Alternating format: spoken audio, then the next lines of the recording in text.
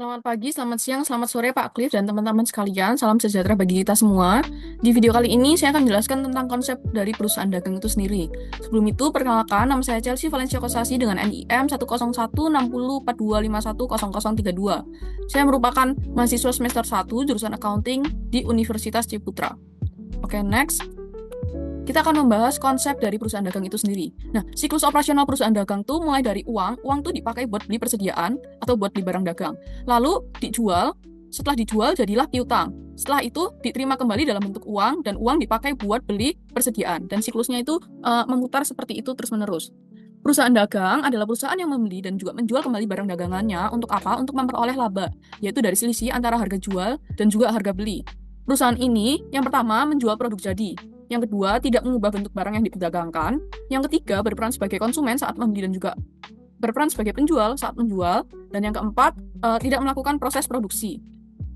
Lalu next, dalam perusahaan dagang ada dua jenis jurnal perusahaan dagang atau dua jenis metode pencatatan jurnal umum. Yang pertama itu ada periodik. Apa itu periodik? Periodik itu di mana metode pencatatan persediaan, di mana jumlah persediaan dan HPP itu tidak diketahui secara langsung, melainkan dihitung di akhir periode. Ciri-ciri utamanya, yang pertama, persediaan itu tidak diperbarui setiap transaksinya. Yang kedua, menggunakan akun pembelian, retur pembelian, potongan pembelian. Dan yang ketiga, HPP dihitung di akhir periode melalui perhitungan fisik. Lalu, kalau di sisi sebelahnya, ada metode perpetual, di mana ini merupakan metode pencatatan persediaan, di mana persediaan dan HPP dicatat setiap kali terjadi transaksi. Apa ciri utamanya? Yaitu yang pertama, akun persediaan selalu diperbarui. Yang kedua, setiap penjualan langsung diikuti pencatatan HPP.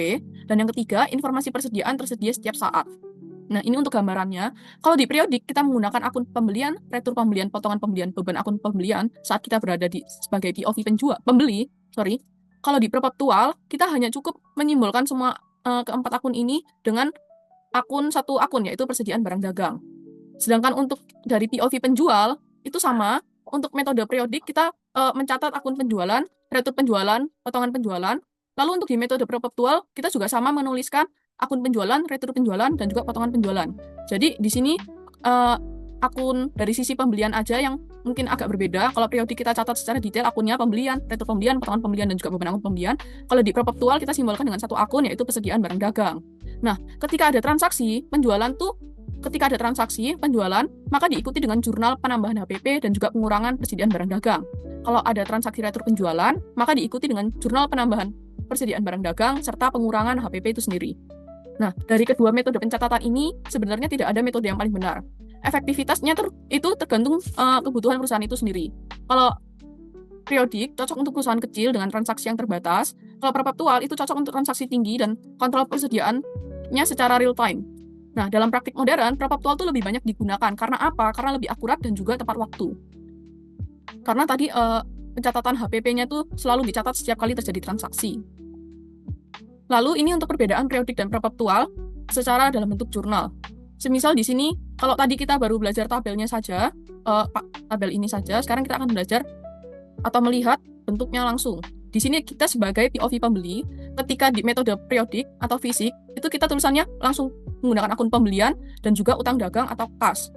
Tapi kalau menggunakan metode perpetual, kita mengerjakannya dengan cara persediaan pada debit dan juga utang dagang atau kas pada kredit.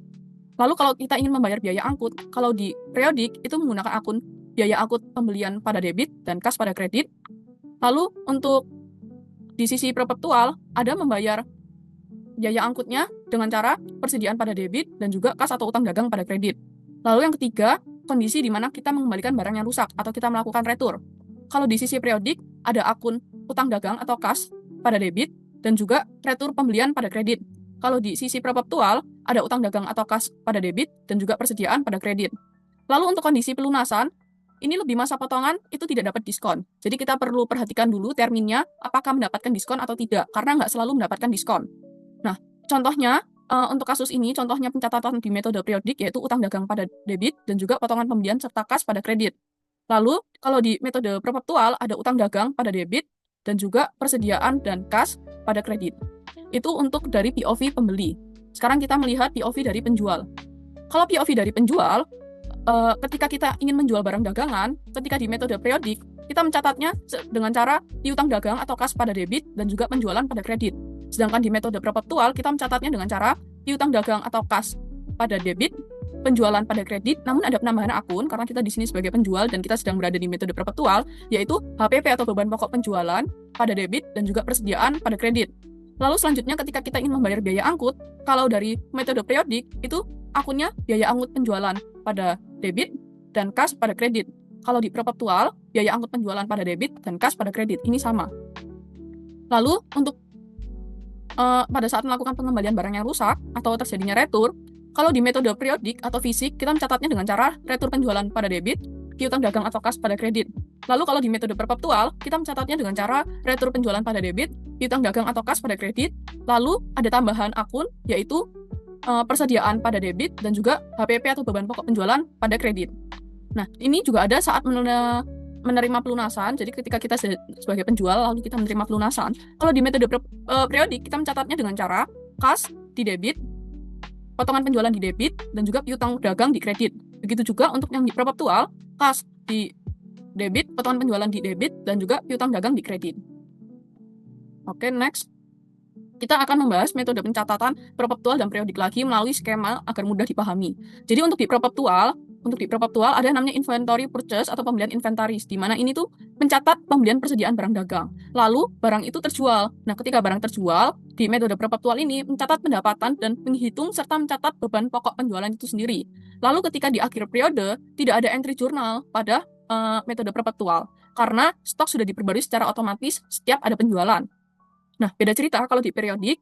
Kalau di periodik, ketika ada pembelian inventaris, itu mencatat pembelian persediaan dagang. Lalu ketika item sold atau barang terjual, hanya mencatat pendapatan saja. Namun, di akhir periode atau end of period, menghitung dan juga mencatat beban pokok penjualan baru dilakukan di akhir dengan cara menghitung fisik sisa barang yang berada di gudang. Oke, next. Nah, di sini saya akan membahas tentang perbedaan dari perusahaan jasa dan juga perusahaan dagang. Contohnya perusahaan jasa itu seperti perusahaan ojek online, kalau perusahaan dagang itu seperti minimarket ataupun supermarket. Nah, kalau di perusahaan jasa, yang dijual adalah layanan atau keahlian. Misalnya, tukang tambal ban, berarti layanannya dia menambal ban yang bocor. Atau dokter, berarti layanannya dia memeriksa pasien.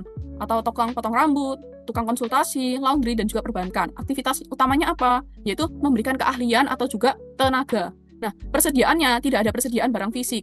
Lalu untuk secara akuntansi juga tidak ada HPP, lalu pencatatannya lebih sederhana, lalu yang ketiga langsung ke beban jasa ataupun peralatan.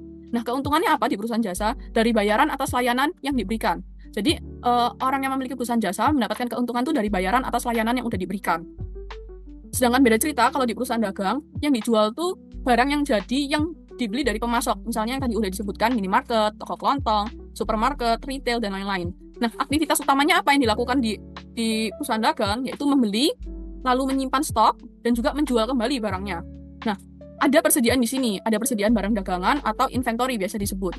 Nah, secara akuntansi ada harga pokok penjualan dan juga ada akun persediaan. Nah, keuntungannya apa kalau kita sebagai penjual atau pemilik dari perusahaan dagang? Keuntungannya kita ambil dari selisih antara harga jual dan juga harga beli barang. Nah, perlu diingat berarti kalau perusahaan dagang untung dari harga jual barang, sedangkan kalau perusahaan jasa untung dari memberikan layanan yang diberikan kepada customer. Oke, next di sini kita akan membahas perbedaan perusahaan jasa dan juga perusahaan dagang. Kalau kita lihat dalam skema atau dalam bentuk siklus. Di sini untuk perusahaan jasa, alur bisnisnya lebih pendek. Karena kenapa? Seperti yang tadi udah jelaskan, karena tidak ada barang atau stok barang yang perlu disimpan di gudang. Jadi ketika kas, uang tunai perusahaan itu menggunakan uang untuk operasional. Lalu perusahaan memberikan jasa. Perusahaan melakukan pekerjaan, contohnya montir, memperbaiki mobil, dokter, memeriksa pasien, atau tukang potong rambut, memotong rambut customernya. Lalu setelah itu, setelah jasa selesai, timbullah piutang usaha. Di mana pelanggan tuh mungkin tidak langsung membayar secara tunai atau bisa dikatakan sebagai ngutang dulu, sehingga muncullah akun piutang itu sendiri. Lalu selanjutnya, menerima kas. Pelanggan membayar tagihan dan uang kembali masuk ke kas perusahaan. Nah, ini siklusnya putar kembali terus-menerus. Lalu, di sisi lain, kalau perusahaan dagang, alurnya tuh lebih panjang. Kenapa? Karena perusahaan tuh harus membeli barang terlebih dahulu sebelum bisa jualan. Oke, yang pertama itu ada kas atau uang tunai, di mana perusahaan tuh menyiapkan modal uang. Lalu perusahaan menggunakan modal uang itu untuk membeli persediaan. Jadi uang dipakai untuk membeli barang dari supplier, contohnya toko HP, di stok iPhone dari distributor. Nah, lalu setelah itu jadilah persediaan atau barang jadi. Nah, barang ini disimpan di toko atau di gudang dan ready untuk dijual. Lalu setelah itu bisa kita menjual persediaan. Jadi barang itu dijual kepada pembeli. Lalu muncullah piutang usaha, jika pembeli bayarnya nanti atau secara kredit, maka dicatat sebagai akun piutang. Lalu setelah itu nantinya kita akan menerima kas. Setelah pembeli bayar, uang kembali ke perusahaan untuk apa? Untuk diputar lagi menjadi stok baru.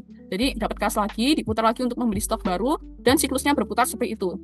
Nah, untuk catatan, kalau di perusahaan dagang, itu bisa dikatakan sebagai makelar atau perantara. Kenapa? Dia beli dari supplier sebagai pembeli, lalu dia jual lagi barangnya itu ke konsumen sebagai penjual. Oke, next. Nah, di sini saya akan menjelaskan ketentuan penyerahan barang atau FOB terms. Ada dua jenis penyerahan barang atau ketentuan penyerahan barang, yaitu yang pertama FOB shipping point, yang kedua adalah FOB destination point. Jadi di sini kita bisa lihat tanggung jawab. Tanggung jawab itu hak kepemilikan barang berpindah ke pembeli di titik pengiriman saat barang keluar dari gudang penjual. Jadi ini di FOB shipping point, ini di bagian penjual, dan juga ini di bagian pembeli. Nah, hak kepemilikan atas barang tuh berpindah ke pembeli di titik pengiriman saat barang udah keluar dari bagian gudang penjualan ini. Nah, biayanya gimana? Biaya ditanggung oleh pembeli. Jadi pembeli yang menanggung ongkir dan membayar pengiriman atau yang biasa kita sebut dengan ongkir atau ongkos kirim. Itu untuk FOB shipping point. Lalu di sisi satunya ada FOB destination point. Ini sisi seller, ini sisi buyer. Nah, untuk tanggung jawabnya, hak kepemilikan barang baru berpindah ke pembeli setelah barang sampai di lokasi tujuan. Jadi ini posisi seller dan seller mengantarkan ke buyer atau pembeli. Nah, hak kepemilikan barang itu baru berpindah ke pembeli setelah barang itu sampai di lokasi buyer. Nah, jadi kalau seperti ini biayanya siapa yang nanggung? Yaitu penjual. Penjual menanggung dan juga membayar biaya pengiriman atau ongkir yang biasa kita sebut dengan ongkos kirim. Jadi, kalau di FOB shipping point, hak kepemilikan atas barang itu berpindah ke pembeli di titik pengiriman. Kalau FOB destination point, hak kepemilikan barang tuh baru berpindah ke sisi pembeli setelah barang tuh sampai di lokasi tujuan atau di gudang pembeli itu sendiri. Oke, next. Kita akan membahas yang namanya term of payment atau biasa disingkat dengan TOP. Nah, apa sih aturan TOP ini? TOP ini adalah kesepakatan antara penjual dan juga pembeli tentang apa? Tentang cara dan waktu pembayaran yang dibuat agar transaksi itu jelas, pembayaran tertib, dan juga arus kas kedua pihak itu tetap lancar. Nah, biasanya apa aja yang dipakai? Biasanya itu ada 2/10, N/30. Apa sih cara bacanya ini? Bagaimana cara membaca TOP ini? Artinya, di sini tuh pembeli akan mendapatkan diskon 2% jika membayar dalam waktu 10 hari. Nah, tapi jika tidak membayar dalam waktu 10 hari, maka pembayaran penuh harus dilakukan maksimal 30 hari. Lalu, selanjutnya ada 1/5 NEOM atau yang biasa disebut dengan end of month, jadi pada akhir bulan. Artinya apa? Pembeli akan mendapat diskon sebesar 1% jika membayar dalam waktu 5 hari. Namun, jika tidak, maka pembayaran penuh akan dilakukan sampai akhir bulan atau end of month sendiri atau EOM disingkatnya. Lalu yang selanjutnya ada 2/10 N/15. Artinya apa? Pembeli akan mendapatkan diskon 2% jika membayar dalam waktu 10 hari. Namun jika tidak, pembayaran penuh harus dilakukan maksimal 15 hari. Nah, di sini ada contohnya kalau 2/10 N/30. Semisal kita beli pada tanggal 1 Januari, kita akan dapat diskon jika bayar di tanggal sebelum 10 Januari atau pada saat 10 Januari itu sendiri. Nah, jika tidak, maka bayaran penuh akan dibayarkan pada tanggal sebelum 30 Januari atau pada saat 30 Januari itu sendiri. Lalu untuk contoh yang kedua, 1/5 N/EOM atau end of month. Contohnya pada saat kita membeli barang di 10 Januari. Nah, diskon 1%, kita akan mendapatkan diskon 1% jika bayarnya itu pada tanggal sebelum atau tepat di 5 Februari. Nah, jika tidak, maka bayar penuh akan ada di akhir Februari, pembayaran penuh. Lalu selanjutnya ada 2/10 N/15, di mana ketika kita beli pada tanggal 1 Januari, maka kita akan mendapatkan 2% diskon jika bayarnya sebelum tanggal 10 Januari atau tepat di tanggal 10 Januari. Nah, jika tidak, maka pembayaran penuh akan dilakukan atau akan terjadi di tanggal sebelum tanggal 15 Januari ataupun tepat tanggal 15 Januari itu sendiri. Lalu di sini saya akan membahas tentang laporan keuangan. Sebelumnya di video sebelumnya sudah sempat saya jelaskan. Jadi di sini yang pertama ada jurnal umum. Jurnal umum ini fungsinya apa? Fungsinya itu untuk mencatat berbagai aktivitas transaksi keuangan dalam periode waktu tertentu. Nah, apa aja sih hal yang perlu dicatat dalam dalam jurnal umum ini? Yang pertama itu ada penjualan dan juga pembelian barang. Lalu yang kedua ada retro pengembalian, dan yang ketiga ada kas keluar dan kas masuk.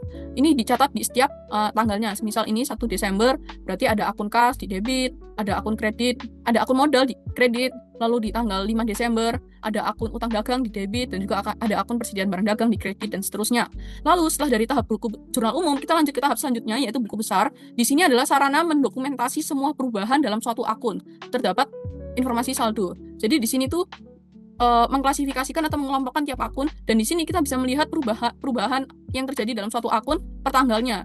Misal akun kas, ini berarti ada yang di debit pada tanggal Juni 2023, pada tanggal 6, di mana ada pendapatan usaha di sisi debit 24 juta.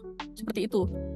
Lalu juga ada akun piutang usaha, misal ada di tanggal 6 bulan 12 2023, ini ada penerimaan piutang di sisi debit 11 juta, dan juga di sini ada akun perlengkapan. Lalu selanjutnya dari siklus jurnal umum, buku besar, selanjutnya kita lanjut ke siklus neraca saldo. Nah, neraca saldo ini merupakan laporan keuangan sistematis yang berisi saldo akhir dari setiap akun transaksi. Nah, kalau tadi di buku besar tuh menunjukkan atau mengelompokkan transaksi-transaksi yang terjadi di tiap akunnya. Nah, kalau di neraca saldo lebih disimpelkan, lebih diambil saldo akhir tiap akunnya. Dan kita tetap harus mengecek antara sisi debit dan kreditnya harus balance. Nah, informasi keseluruhannya itu berasal dari buku besar. Jadi ketika jurnal umum kita sudah mencatat semua transaksinya, lalu dikelompokkan tiap akunnya di buku besar, lalu di neraca saldo kita ambil saldo akhir dari tiap akun itu sendiri. Untuk jurnal umum jangan lupa juga untuk menghitung sisi debit dan kredit, dan pastikan harus balance ya teman-teman. Lalu selanjutnya, laporan keuangan selanjutnya yaitu adalah laporan laba rugi, di mana ini laporan keuangan yang menunjukkan pendapatan dan laba rugi suatu perusahaan per periodik. Di sini ada penjualan, ada nilai penjualan. Nah, tapi harus dikurangin dengan retur penjualan dan juga potongan penjualan. Tujuannya apa? Supaya kita bisa mendapatkan yang namanya penjualan neto. Lalu, kalau di perusahaan dagang sendiri ada yang namanya harga pokok penjualan, itu dikurangin dengan penjualan neto, jadilah hasilnya laba kotor. Lalu dikurangin dengan beban akun penjualan. Untuk apa? Untuk kita bisa mendapatkan nilai dari laba bersih itu sendiri. Lalu selanjutnya, laporan keuangan selanjutnya yaitu adalah laporan laba ditahan. Nah, laporan ini merupakan laporan keuangan yang menjelaskan perubahan laba ditahan perusahaan selama periode pelaporan. Di sini periode pelaporannya di tanggal 31 Desember 2025. Lalu, next, setelah laporan laba ditahan yang menjelaskan perubahan laba ditahan, lanjut kita ke laporan posisi keuangan. Nah, laporan keuangan ini merupakan laporan keuangan yang berisi informasi tentang apa? Tentang aset, lalu tentang liabilitas atau kewajiban, dan juga tentang ekuitas perusahaan pada suatu periode tertentu. Nah, di sini ada akun tambahan, yaitu apa? Persediaan barang dagang yang termasuk dari aset perusahaan.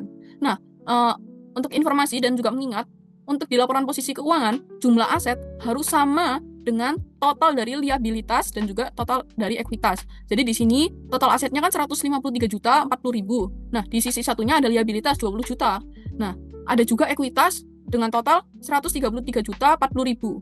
Nah, kalau liabilitas ini dan juga ekuitas ini kita total, maka totalnya 153 juta 40 ribu. Dan ini sama hasilnya dengan total aset itu sendiri, 153 40 ribu. Jadi di sini udah benar. Tentang laporan keuangan, kita lanjut membahas tentang akun-akun baru apa aja yang ada di perusahaan dagang ini. Sekaligus mereview akun-akun sebelumnya yang mungkin udah ada di perusahaan jasa. Jadi yang pertama ada 101 kas. Kas itu bersaldo normalnya di debit. Kenapa? Karena kas ini merupakan kategori aset. Dan setiap aset bertambah akan dicatat di sisi debit. Lalu, yang selanjutnya ada piutang dagang. Piutang dagang ini bersaldo normal di debit. Kenapa? Karena merupakan hak dari perusahaan untuk bisa menerima uang dari pelanggan. Sehingga hal ini termasuk aset dan dia bersaldo normal di debit. Nah, yang ketiga ada persediaan barang dagang. Ini merupakan akun baru yang ada di perusahaan dagang. Nah, ini bersaldo normal di debit. Kenapa? PBD atau persediaan barang dagang ini bersaldo normal di debit karena persediaan adalah aset yang dimiliki perusahaan untuk bisa dijual. Lalu selanjutnya ada utang dagang. Utang dagang itu bersaldo normalnya di kredit. Nah, kenapa? Karena utang itu merupakan akun liabilitas atau kewajiban perusahaan kepada pihak lain. Lalu yang selanjutnya ada akun modal saham. Ini bersaldo normalnya juga di kredit. Kenapa? Karena modal adalah hak pemilik atas perusahaan dan menambah ekuitas. Jadi modal itu udah merupakan hak pemilik perusahaan, hak pemilik atas perusahaan. Lalu juga yang kedua, modal ini menambah akun ekuitas. Nah, jadi kalau menambah akun ekuitas bertambah di saldo normalnya, yaitu di kredit saldo normalnya. Nah, lalu selanjutnya ada dividen. Dividen itu bersaldo normalnya di debit. Kenapa? Karena dividen itu mengurangi ekuitas perusahaan itu sendiri. Lalu selanjutnya ada penjualan. Penjualan tuh bersaldo normalnya di kredit. Kenapa? Karena penjualan tuh merupakan pendapatan yang menambah sisi ekuitas. Selanjutnya, ketika ada penjualan, pasti ada retur penjualan yang bersaldo normal di debit. Kenapa tadi penjualan bersaldo normal di kredit, sekarang retur penjualan bersaldo normal di debit? Karena retur tuh mengurangi pendapatan penjualan. Jadi berada di akun debit. Lalu setelah itu ada potongan penjualan. Nah, potongan penjualan ini bersaldo normalnya di debit. Kenapa? Karena potongan itu juga mengurangi pendapatan dari penjualan. Lalu yang selanjutnya ada akun baru lagi, yaitu harga pokok penjualan, yang dimana ini memiliki saldo normalnya itu di debit. Kenapa? Karena HPP itu merupakan biaya atas barang yang dijual. Nah, lalu selanjutnya adalah akun beban angkut penjualan, yang bersaldo normal di debit, karena termasuk beban yang timbul saat proses penjualan. Nah, ini ada sedikit reminder. Kalau aset dan beban, itu pasti akunnya berada di sisi debit, saldo normalnya. Kalau akun utang, modal, pendapatan, itu saldo normalnya pasti ada di sisi kredit. Lalu untuk pengurangan pendapatan, akun-akun yang mengurangi sisi pendapatan, seperti retur dan potongan, itu berada di sisi sebelahnya, yaitu sisi debit. Karena kalau pendapatan di kredit, kalau pengurang dari pendapatan berada di sisi debit. Nah, ini bisa kita lihat kalau akun yang bertulis atau memiliki COA logonya dengan angka 1 di depan, berarti ini termasuk kategori aset. Lalu kalau ada nomor 2 di depan, berarti termasuk akun liabilitas. Lalu kalau ada nomor 3 di depan, berarti termasuk akun ekuitas. Lalu kalau ada nomor 4 di depan, termasuk akun pendapatan. Dan yang kelima, atau yang terakhir, kalau ada akun yang berangka 5 di depan, berarti termasuk akun beban. Oke, sekian pemahaman kita tentang apa itu perusahaan dagang, bagaimana konsep perusahaan dagang, bagaimana perbedaan perusahaan dagang dengan perusahaan jasa, terus ketentuan pengiriman, ketentuan penyerahan barang, ketentuan pembayaran, seperti term of payment tadi udah dijelaskan semua. Sekarang kita lanjut ke tahap pembuatan jurnal umum dan transaksi-transaksi yang berikutnya. Oke, sekarang kita mulai ke tahap pembuatan COA atau Chart of Account ini. Ini tujuannya apa? Untuk memudahkan pada saat kita penjurnalan atau pencatatan transaksi. Yang berarti pastinya akan membantu, kalau dia membantu di tahap awal, yaitu penjurnalan atau pencatatan transaksi, pastinya akan membantu sampai di tahap belakangnya, sampai buku besar, neraca saldo, hingga ke laporan keuangan. Oke, yang pertama, di sini kita tulis keterangan untuk menulis nama-nama akunnya. Yaitu yang pertama ada kas, lalu ada piutang dagang, lalu ada persediaan barang dagang, lalu ada utang dagang, modal saham, dividen, penjualan, retur penjualan, potongan penjualan, harga pokok penjualan, lalu yang terakhir ya, beban angkut penjualan. Oke, sekarang ini untuk keterangannya kita akan membuat COA. COA-nya untuk kategori pertama ini pastinya dimulai dari aset, berarti depannya 101, 101, 102, 103, lalu utang, berarti ini masuk kategori liabilitas, nomor depannya 201, lalu masuk ke modal, itu berarti kategori ekuitas, depannya 301, ini juga dividen, 302, lalu ke penjualan, kalau penjualan itu masuk ke bagian bidang pendapatan, berarti depannya 401, terus retur penjualan 402, potongan penjualan 403, lalu harga pokok penjualan ini masuk kategori beban-beban gitu, berarti depannya 501, 502. Nah, ini tinggal kita bikin gabungan. Nah, sebelum itu kita rapiin dulu. Ini rata tengah aja, ini juga rata tengah. Langsung kita beri border, judulnya kita bold, judulnya juga kita beri warna. Nah, ini pakai rumus yang sebelumnya udah diajarin. Concatenate ini untuk menggabungkan antara nomornya sendiri sama nama akunnya. Jadi kita nggak perlu ngapalin, oh 101 itu tadi apa ya. Jadi kita langsung gabungin aja. Teks satunya saya mau angkanya itu yang ada di depan. Biar apa? Biar lebih mudah bacanya. Angkanya dulu. Ini kan tinggal pilih teks satu. Teks satunya saya pilih apa namanya? COA-nya, teks satunya. Lalu lanjut titik koma. Ini tanda penghubungnya disesuaikan sama device masing-masing, ada yang titik koma, ada juga yang koma. Lalu saya mau di antara teks 1 dan teks 2-nya ini ada yang namanya spasi. Kita masukkan tanda petik, lalu kita isi spasi, lalu kita tutup lagi dengan tanda petik. Jadi kayak kita isi spasi gitu kan.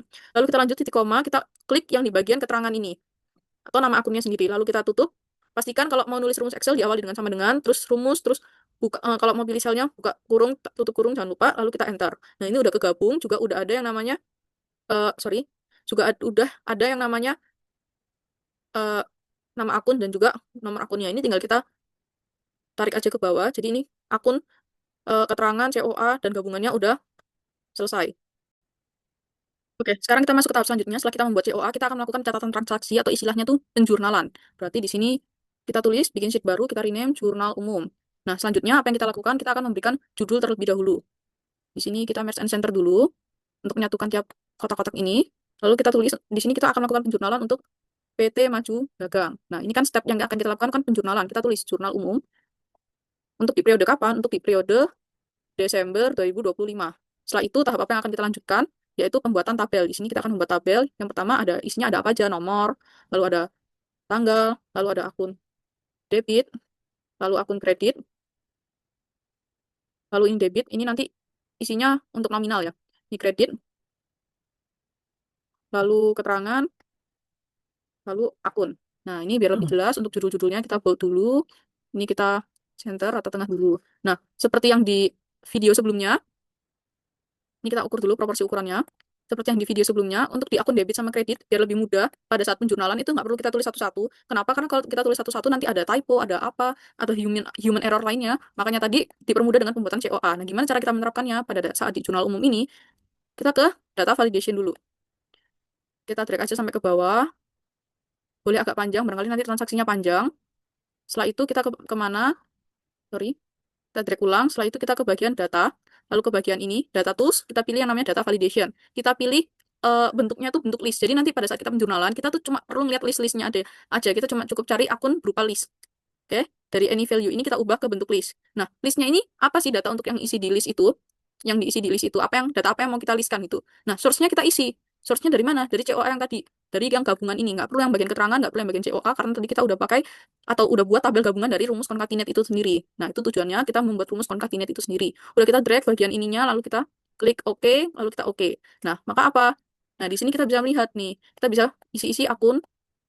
Nah, bisa isi-isi akun seperti ini. Lalu, seperti yang di video sebelumnya juga, kita tuh bakal ada bagian pojok tuh ada lagi namanya akun. Kolom akun. Jadi di sini kan ada persediaan barang dagang. Nah, kita maunya di sini juga langsung ada persediaan barang dagang. Di sini misal ada piutang dagang. Nah, kita di sini juga mau ada piutang dagang gitu kan. Jadi langsung kerekap akun apa aja yang terpengaruhi di tiap tanggal transaksi itu di pojok kanan ini, gitu kan. Nah, gimana caranya? Kita tinggal tulis rumus if jika buka kurung jika debit yang bagian debit ini atau C7 ini adalah kosong atau 0, maka koma ya. Ini kan setelah logical test koma ya. Titik koma, maka isilah dengan nilai yang ada di D7 ini, yang ada di kredit ini. Namun, jika si kolom debit ini ada isinya, maka isilah dengan isi yang ada di debit itu sendiri. Makanya di sini titik koma, debit, tutup kurung. Nah, jadi di sini diulangin lagi ya. Kalau kolom debit ini kosong, alias D7 ini 0, otomatis akan ambil nilai dari kredit atau D7. Tapi kalau debit ini ternyata ada isinya, ya ambil aja nilai yang ada di kolom debit. Jadi rumus ini tuh bikin kita langsung tahu angka mana yang berlaku atau akun mana yang berlaku di tiap tanggal transaksinya tanpa kita harus cek dua kolom ini. Oh, di debit, oh nggak ada, berarti di kredit. Nah, kita nggak mau. Kita maunya langsung otomatis ngerekap gitu kan. Udah akunnya cuma gini doang, sorry rumusnya, lalu kita enter. Nah, langsung. Misal di sini ternyata utang dagang, terus di sini penjualan, sorry. Iya betul. Nah, dia langsung rekap gitu. Karena tadi rumusnya apa? Kalau di debit kosong, maka pakai yang di kredit. Tapi kalau di debit ada isinya, maka pakailah nilai yang ada di debit. Seperti ini. Lalu kita drag aja ke bawah, sepanjang mungkin. Barangkali nanti ada transaksi yang lumayan banyak. Gitu kan? Nah, sekarang untuk pembuatan eh, pembuatan. Oke, teman-teman, sekarang setelah kita membuat tabel jurnal umum, sekarang kita udah bisa mulai penjurnalan atau pencatatan transaksi. Di sini, di sebelah kiri kita sudah ada bukti transaksi. Oke, di bukti transaksi yang pertama, kita tulis dulu nomornya. Bukti transaksi yang pertama, ada surat pernyataan penyetoran modal dari PT Maju Dagang pada tanggal 1 Desember 2025. Ini ada yang bertanda tangan di bawah ini dengan nama Budi Fidelois dengan jabatan sebagai pemilik dari perusahaan. Ini ada alamat pribadi beliau. Lalu di sini dia menyatakan bahwa dalam kapasitasnya sebagai pemilik dari pendiri dari PT Maju Dagang dengan alamat di Maijen Sungkono. Berarti Budi Fidelois ini merupakan pemilik dari PT Maju Dagang. Nah, ini ada pernyataan yang dibuat oleh beliau atau Budi Fidelois, yaitu surat ini dibuat di hadapan Slamet Sucipto selaku sarjana hukum, magister kenoktariatan di Sidoarjo. Nah, di sini Budi Fidelois menyatakan telah menyetorkan modal kepada PT Maju Dagang yang berkedudukan di Surabaya dengan total sebesar 100 juta rupiah. Nah, penyetoran modal ini dilakukan sama Budi Fidelois pada tanggal 1 Desember 2025 secara tunai langsung kepada perusahaan. Nah, setoran modal ini merupakan setoran modal penuh 100% untuk pendirian PT Maju Dagang dan tidak melalui rekening bank, jadi secara kas atau secara tunai. Nah, dengan ini menyatakan bahwa setoran modal tersebut adalah telah menjadi milik penuh dari PT Maju Dagang dan tidak dapat ditarik kembali kecuali sesuai ketentuan hukum yang berlaku. Nah, di sini untuk surat pernyataan penyetoran modal ini sendiri sudah ditandatangani oleh kedua pihak. Siapa aja? Yang pertama oleh Budi Fidelois selaku pemilik sekaligus pimpinan dari PT Maju Dagang yang mencetorkan modal itu sendiri, dan juga Slamet Sucipto sebagai notaris. Fungsinya notaris ini adalah sebagai saksi hukum jika kedepannya ada masalah di surat pernyataan ini. Jadi dia atau beliau merupakan saksi hukumnya gitu. Agar surat pernyataan modal ini juga mempunyai kekuatan secara hukum. Oke, kita tulis dulu di sini kalau di transaksi berarti tanggal 1 Desember 2025. Oke, kita copy dulu ke bawah. Nah, di sini kira-kira akun apa aja yang terpengaruh atas transaksi ini? Yang pertama adalah akun kas. Kas pada di debit. Kenapa akun kas? Karena kas adalah aset dengan saldo normal di debit. Nah, karena perusahaan sekarang menerima uang, berarti kan kas kita bertambah. Berarti kalau bertambah, kas berada di saldo normalnya. Ya, berarti di debit. Kita tulis 100 juta. Senilai dengan modal yang disetorkan ini. 100. Oke. Lalu di sini kita tulis keterangan. Tulis aja pemilik menyetorkan modal kepada perusahaan. Oke. Next, di sisi lainnya atau di sisi kredit, akun apa yang terpengaruh? Yaitu akun modal. Karena modal di kredit. Karena apa? Modal adalah ekuitas dengan saldo normal di kredit. Nah, konteksnya sekarang kan setoran pemilik menambah hak pemilik atas perusahaan. Sehingga modal bertambah di saldo normalnya sendiri, yaitu di kredit. Oke, kita pilih dulu akun modal saham. 100 juta rupiah. Ini kita adjust dulu untuk tabelnya, lalu ini kita bisa copy untuk keterangannya. Oke. Di sini langsung auto recap ya untuk akun-akun terpengaruh di tiap transaksinya. Jadi kita nggak perlu cari satu-satu, oh di tanggal 1 nih, kalau nggak di kredit berarti di debit ya, atau gimana. Tapi melainkan langsung recap gitu. Akun-akun apa aja yang terpengaruh di tiap tanggalnya. Oke, lanjut sekarang ke transaksi kedua. Ada surat jalan yang dikeluarkan oleh PT Sumber Makmur kepada kita sebagai PT Maju Dagang. Di sini ada informasi pengiriman, FOB shipping point, di sini lengkap ya. Ada pengirimnya siapa, kepada siapa, alamat penerimanya di mana, tanggalnya berapa. Di sini ada tanggal 2 Desember 2025. ada keterangannya atau rincian dari produk yang dikirimkan dari PT Sumber Makmur kepada PT Maju Dagang, yaitu ada kertas HVS A4 dengan kuantiti 500 rim, pulpen dengan kuantiti 200 pieces, map plastik dengan kuantiti 1000 pieces. Nah, ini surat jalannya udah resmi dibuat oleh pengirimnya, yaitu dari pihak PT Sumber Makmur yang diwakilkan oleh Sumiati Ayu selaku warehouse manager, dan juga udah diterima oleh penerimanya oleh Betty Tawami selaku warehouse manager dari PT Maju Dagang itu sendiri. Nah, berarti di sini surat jalan fungsinya apa? Sekedar info, surat jalan fungsinya adalah sebagai bukti sah atas pengiriman dan juga penerimaan barang yang terjadi. Jadi pihak pengirim menyatakan kalau dari pihak pengirim udah mengirimkan barang dengan rincian segini, dan pihak penerima harus mengecek apakah barang yang diterima sesuai dengan yang di surat jalan. Kalau sesuai, maka kedua belah pihak boleh menandatangankan surat jalan ini. Oke, lanjut. Ada invoice yang dikeluarkan oleh PT Sumber Makmur kepada PT Maju Dagang. Berarti di sini kita bisa melihat secara nggak langsung kalau PT Maju Dagang ini sedang melakukan pembelian secara kredit kepada PT Sumber Makmur. Ini tanggal 2 Desember. Berarti di sini kita bilang transaksi nomor 2 untuk tanggal 2 Desember 2025. Oke, kita copy dulu. Oke, di sini ada invoice kepada PT Maju Dagang untuk tanggal 2 Desember. Dengan rincian produknya ini pastikan sama dengan produk yang ada di rincian produk dan serta kuantiti yang ada di surat jalan. Di sini ada kertas HVS 500 rim dengan harga 150.000, pulpen dengan harga 105.000, plastik dengan harga 105.000, dengan total akumulasi secara keseluruhan semua barangnya adalah 40 juta. Dan di sini ada metode pembayaran secara kredit dengan termin 2/10 N/30, dan pelunasan itu hanya dapat diterima atau dilakukan secara tunai, tidak melalui transfer bank. Di sini ada informasi pengirimannya juga dengan metode FOB Shipping Point. Di sini untuk invoice-nya udah resmi dikeluarkan oleh Alexa Pexi sebagai pemilik serta pimpinan dari PT Sumber Makmur sendiri, dan juga oleh penerima barangnya atau pembelinya dari sisi pembeli, yaitu Budi Delois sebagai pemilik dan pimpinan dari PT Maju Dagang sendiri. Berarti kalau di sini FOB Shipping Point kita bisa tahu kalau yang menanggung ongkos kirim adalah sisi pembeli atau PT Maju Dagang sendiri. Nah, di sini kita catat dari yang persediaan barang dagang dulu di sisi debit. Kenapa persediaan barang dagang di sisi debit? Nah, karena barang masuk ke gudang kan. Kita kan membeli kertas HVS, pulpen, dan map plastik ini kan masuk ke gudang. Berarti kan secara nggak langsung apa? Persediaan kita di gudang atau stok kita di gudang kan bertambah. Nah, kalau persediaan kan saldo normalnya di debit. Berarti kalau bertambah tetap di saldo normalnya, yaitu di debit sebesar berapa? 40 juta. Lalu keterangannya di sini kita bisa tulis membeli barang dagang secara kredit dari PT Sumber Makmur. Oke. Lalu akun apa lagi yang terpengaruh di sisi satunya, yaitu di sisi kredit, yaitu adalah utang dagang. Kenapa? Di sini udah jelas karena PT Sumber Makmur sendiri tuh menerbitkan invoice kepada kita sebagai pembeli di sini, karena kita melakukan pembelian secara kredit. Nah, karena kita juga belum bayar kan, karena pembelian secara kredit, berarti kan kita belum melakukan pembayaran. Berarti apa? Dari sisi kita timbul kewajiban untuk bisa memenuhi utang itu. Berarti kewajiban itu kan akunnya adalah utang dagang. Nah, utang saldo normalnya kan di kredit. Berarti kalau bertambah utang kita, berarti berada di saldo normalnya, yaitu di kredit. Sebesar berapa? Sebesar 40 juta. Nah, sini untuk keterangannya sama, membeli barang dagangan secara kredit kepada PT Sumber Makmur. Oke, lanjut. Karena tadi udah dijelaskan FOB Shipping Point, berarti yang menanggung ongkos kirim adalah PT Maju Dagang selaku pembeli. Nah, di sini ada bukti pengiriman. FOB Shipping Point dari kota asalnya pengirimnya tuh PT Sumber Makmur yang berasal dari Mojokerto, dan juga penerimanya yaitu PT Maju Dagang yang ada di Surabaya. Nah, tanggal pengirimannya itu tanggal 2 Desember dan perkiraan sampainya 2 Desember juga. Nah, kategori produknya yaitu perlengkapan alat tulis kantor dengan biaya pengiriman 2 juta. Berarti akun apa yang terpengaruh dari pernyataan transaksi ini? Yaitu yang pertama, akun persediaan barang dagang. Kenapa akun persediaan barang dagang? Padahal di sini kesannya kita nggak, di bukti transaksi ini nggak ada kuantitas, nggak ada jenis barang yang kita beli. Nah, kenapa masuk persediaan, bukan beban pengiriman? Nah, ongkir pembelian itu adalah biaya agar barang sampai ke gudang dan siap dijual. Jadi, ongkir pembelian itu adalah biaya apapun agar barang itu sampai ke gudang kita dan ready untuk kita jual. Nah, dalam metode perpaktual sendiri, seperti yang sudah dijelaskan, semua biaya yang membuat barang siap dijual atau ready dijual itu menjadi harga perolehan barang.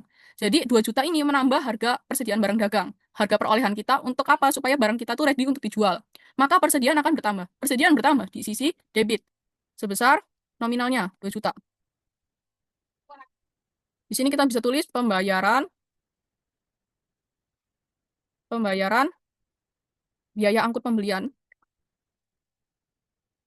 Biar lebih rinci, biar kesannya kita tahu gitu. Ini bayar apa di keterangannya ini? Kepada PT Sumber Makmur dengan metode FOB Shipping Point.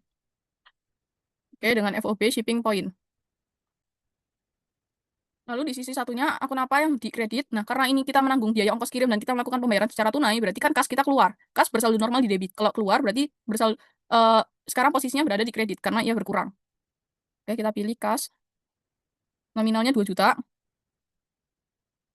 Kita copy aja keterangannya karena sama. Oke, lanjut ke transaksi selanjutnya yang nomor 3. Nah, di sini di transaksi nomor 3,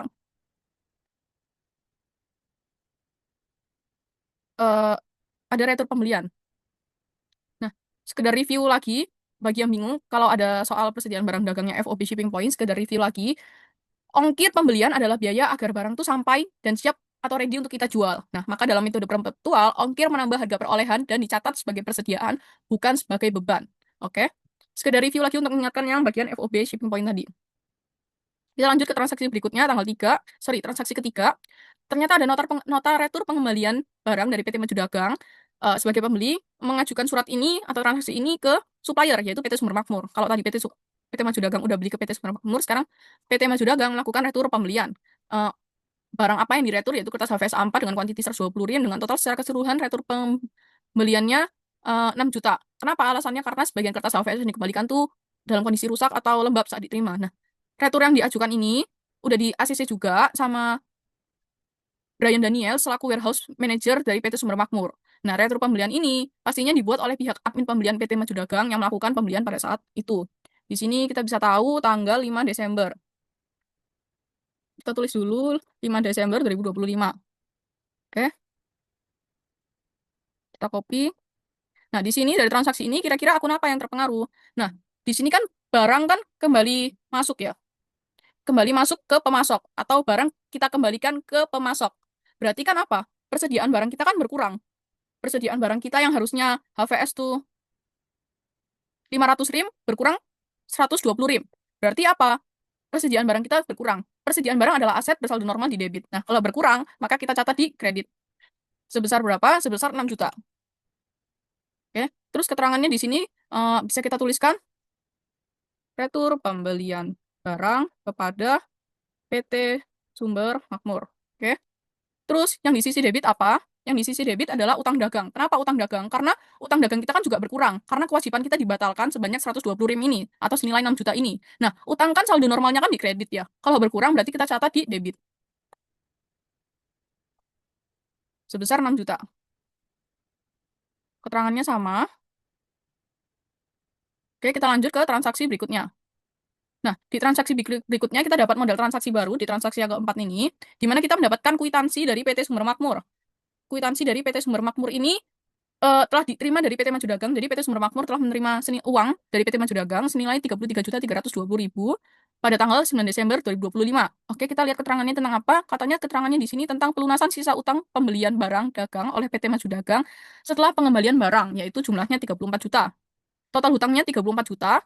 Oh ya, ternyata di sini ada syarat pembayaran, yaitu ada termin 2/10 N/30. Nah, kalau kita lihat tadi di keterangannya, PT Maju Dagang telah memberi barang secara kredit kepada PT Sumber Makmur tuh pada tanggal 2 Desember.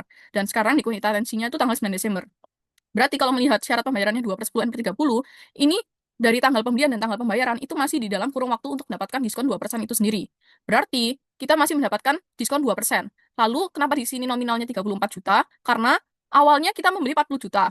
Utang kita punya utang 40 juta di tanggal 2 Desember. Namun di tanggal 5 Desember kita mereturkan barang kita, melakukan retur pembelian sebanyak 6 juta di utang dagang pada debit. Berarti utang dagang kita sekarang hanya 34 juta. Berarti diskon ini 2% dari 34 juta itu sendiri. Oke, kita langsung praktek aja untuk di tanggal 4. Sorry, untuk transaksi keempat di tanggal 9 Desember.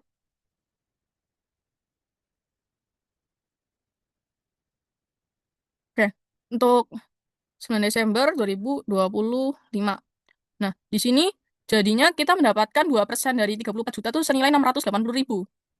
Total hutangnya awalnya 34 juta, karena tadi 40 juta, tapi kepotong retur pembelian 6 juta jadi 34 juta, total pembayarannya jadi 33.320.000, karena kita mendapatkan diskon 2% dari 34 juta, yang senilai 680.000. Dan ini, kwitansi ini udah dibayar oleh Jeremy Tiento sebagai petugas keuangan dari PT Maju Dagang sendiri, dan pembayaran itu udah diterima oleh PT Sumber Makmur juga oleh Wenzel Santoso. Oke, kita mulai untuk melakukan penjurnalan. Jadi, yang pertama di akun debit adalah utang dagang. Kenapa utang dagang di debit? Karena utang dagang di debit karena kewajiban kita tuh dilunasin.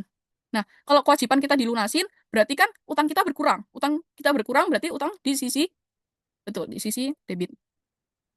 Sebanyak berapa utang kita berkurang? Sebanyak 34 juta. Di sini kita bisa tulis keterangannya. Melunasi sisa utang dagang kepada PT Sumber Makmur.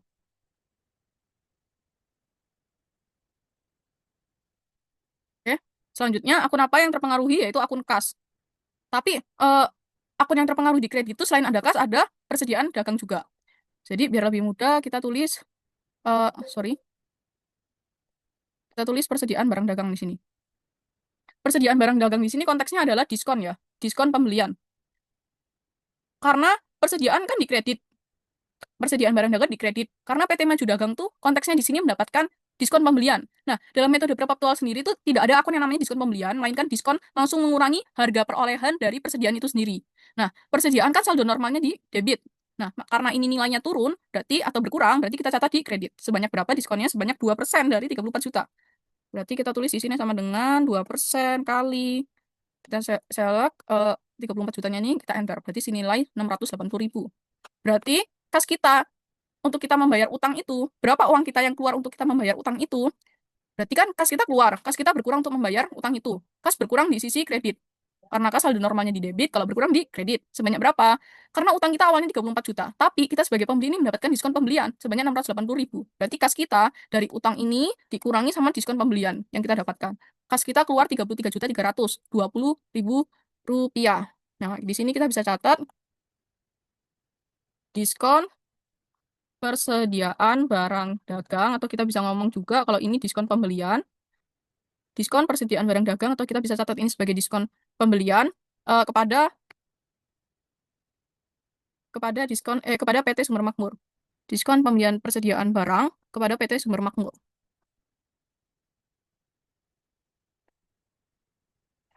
Oke, lanjut untuk kas, kita sama keterangannya, ini konteksnya kita karena kita masih melunasi.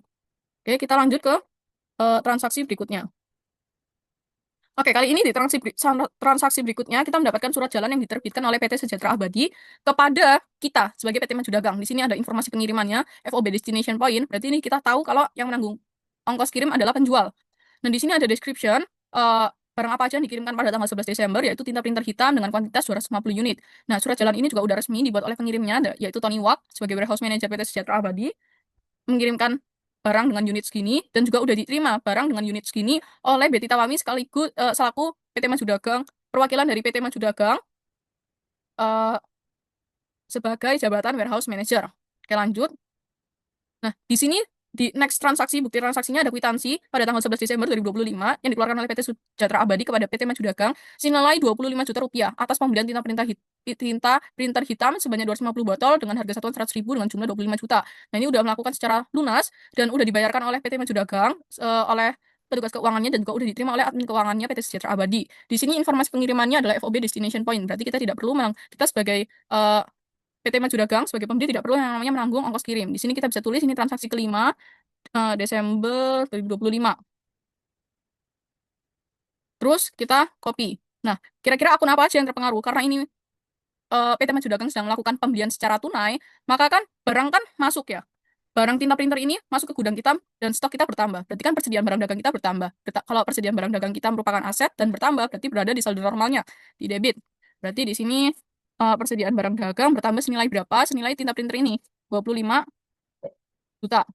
Lalu keterangannya, untuk keterangannya kita bisa tulis membeli barang dagangan.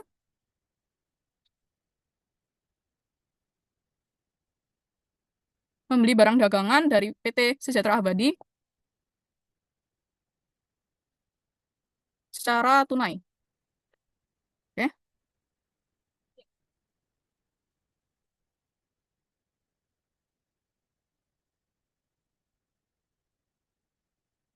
Nah, selanjutnya di tanggal 11 Desember di transaksi kelima ini, akun apa aja yang berpengaruh di sisi kredit. Nah, karena kita sudah melakukan pembelian secara tunai, berarti kita kan melakukan pembayaran. Berarti kan kas kita berkurang. Kas berkurang di sisi kredit. Sebanyak berapa? Sebanyak atau senilai 25 juta. Oke, kita copy dulu untuk keterangannya.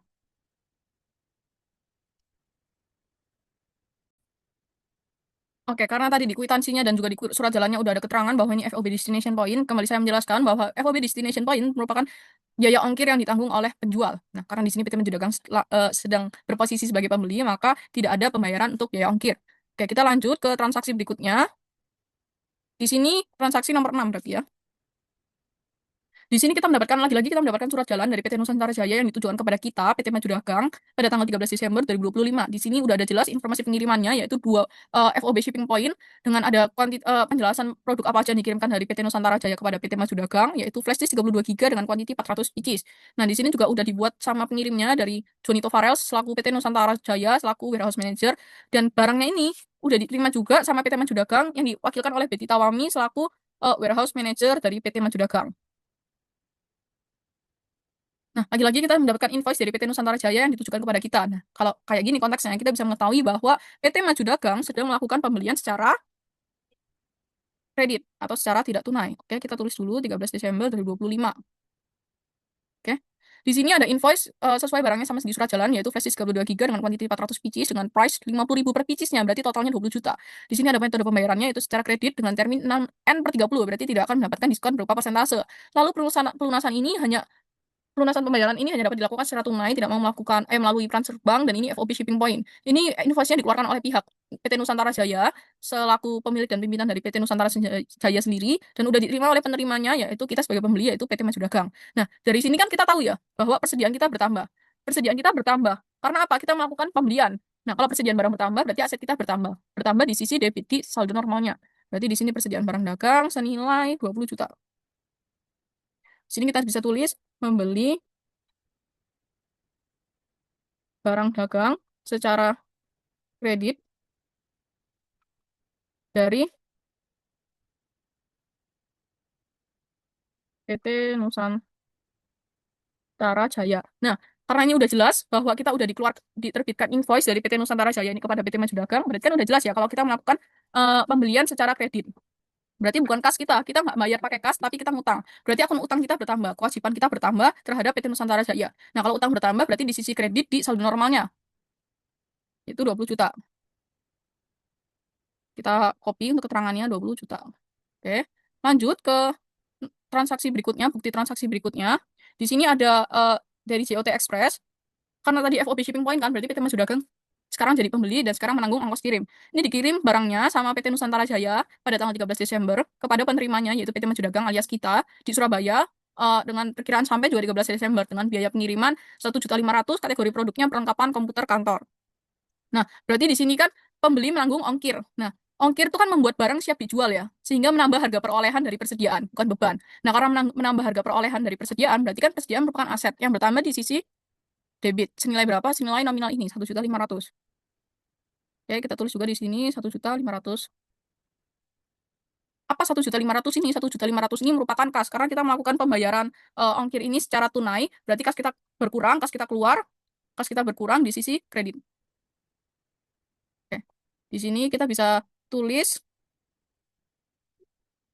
pembayaran FOB shipping point. Bisa kita tulis juga penambahan harga perolehan persediaan atau pembayaran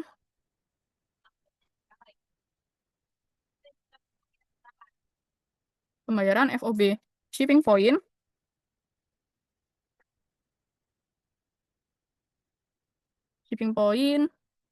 PT Nusantara Jaya. Di sini kita adjust. Kita copy aja keterangannya karena ini sama.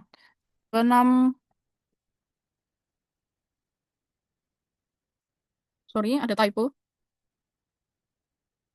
Penambahan.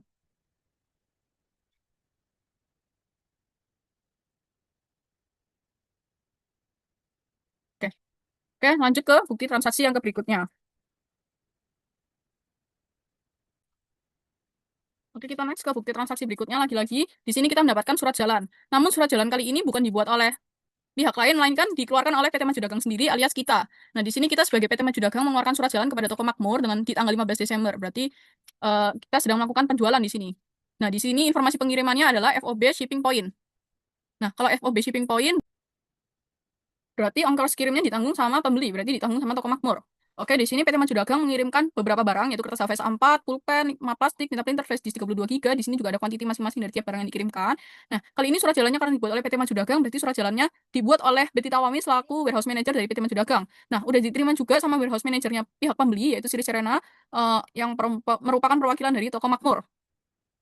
Oke, di sini surat jalan, setelah itu ada invoice yang dikeluarkan oleh PT Maju Dagang. Berarti kalau seperti ini kita sudah bisa mengetahui atau mengindikasi bahwa PT Maju Dagang sedang melakukan yang namanya penjualan secara kredit. Oke, kita tulis nomor 7 di tanggal 15 Desember. Oke, kita copy karena penjualan nantinya kita pasti akan mencatat yang namanya HPP. Nah, ada invoice yang dikeluarkan oleh PT Maju Dagang kepada Toko Makmur.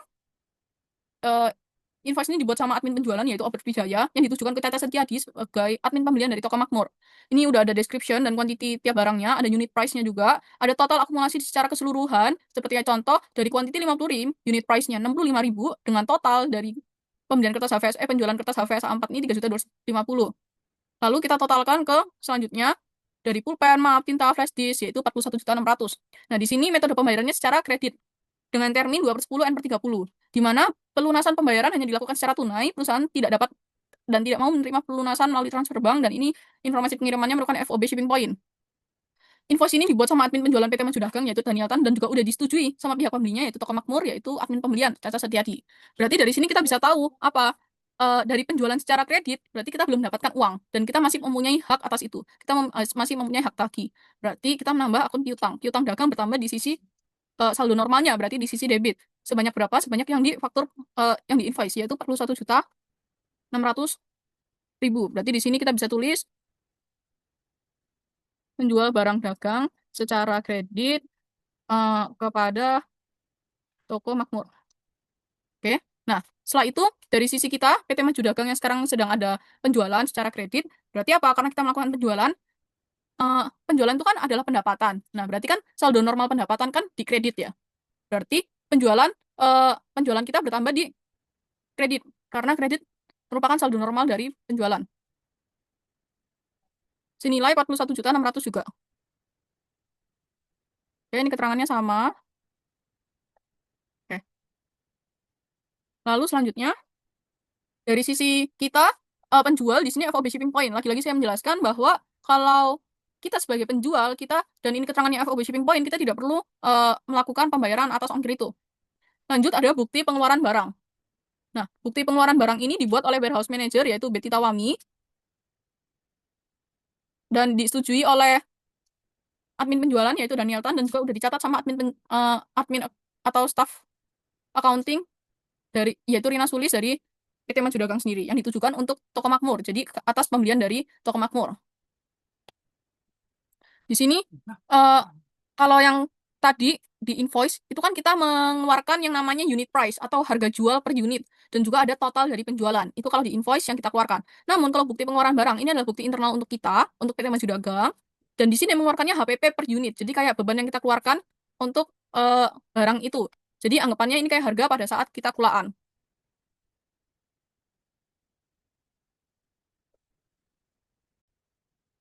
Nah, dari sini kita bisa mengetahui total HPP atau total biaya yang kita keluarkan untuk menjual kertas HVS ini. Jadi total dari HPP per unit pada saat kita kulaan kertas HVS kan 50.000, begitu juga yang lain 5.000 untuk pulpen, 5.000 untuk plastik dan lain-lain. Dan di sini udah ada total secara keseluruhan untuk total HPP untuk penjualan yang pada saat penjualan terjadi di kepada toko Makmur yaitu 32 juta.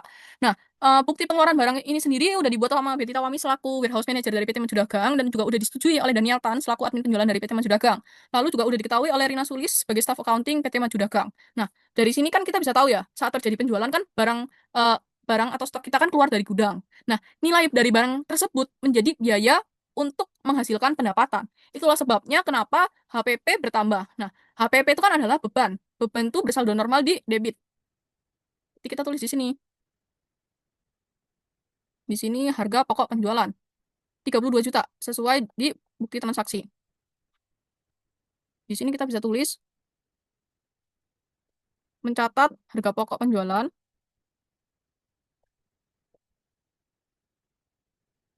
atau HPP kepada toko Makmur. Nah, di sisi lain, apa akun yang dikredit? Yaitu persediaan. Kenapa? Karena pada saat kita melakukan penjualan, berarti kan stok barang kita keluar. Stok barang kita berikan kepada toko makmur. Kita melakukan penjualan. Nah, kalau stok barang kita keluar, karena persediaan itu merupakan aset, saldo normalnya di debit. Kalau berkurang, berarti berada di sisi kredit. Berarti di sini persediaan barang dagang. Senilai, karena persediaan kita berkurang senilai 32 juta. Kita catat aja untuk keterangannya. Oke, next. Di bukti transaksi berikutnya. Lagi-lagi kita mendapatkan surat jalan, tapi kali ini lagi-lagi dikeluarkan sama PT Maju Dagang kepada PT Sinar Terang di tanggal eh, di tanggal 17 Desember. Di sini ada informasi pengirimannya, yaitu berupa FOB, Destination Point. Di sini ada deskripsi untuk barang-barang apa aja yang dikirimkan, yaitu ada kertas HVS, pulpen, plastik, tinta printer, flash disk 32 GB, dan ada quantity per produknya, yaitu ada 40 rim, 500 pieces, 300 pieces, 60 botol, 120 pieces. Nah, surat jalan ini dibuat oleh pengirimnya, yaitu PT Maju Dagang yang diwakilkan oleh PT Tawami selaku warehouse manager. Lalu udah diterima juga barangnya ini dengan kuantitas segini sama penerimanya atau pihak pembeli, yaitu dari ditandatangani dari Joko Sistono yang merupakan perwakilan dari PT Sinar Terang selaku warehouse manager. Oke, lanjut.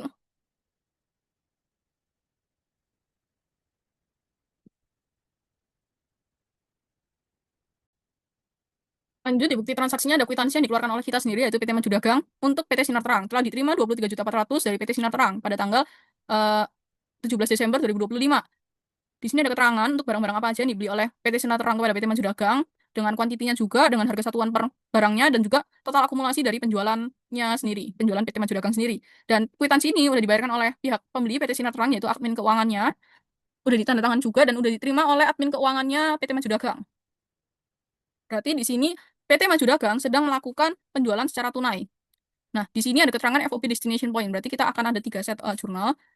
Dari jurnal penjualan, jurnal mencatat HPP, dan juga jurnal untuk FOB Destination Point yang ditanggung sama penjual, yaitu kita. Beda cerita kalau yang di transaksi yang ketujuh tadi, udah jelas itu FOB Shipping Point. Dan kita sebagai yang mengeluarkan invoice, berarti kita sebagai penjual. Karena FOB Shipping Point ini ditanggung pembeli, berarti kita nggak ikut membayar. Nah, oke, di tanggal 8 ini kita ikut membayar karena kita FOB Destination Point.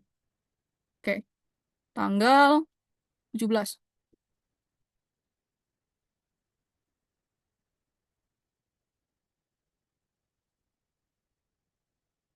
Hmm.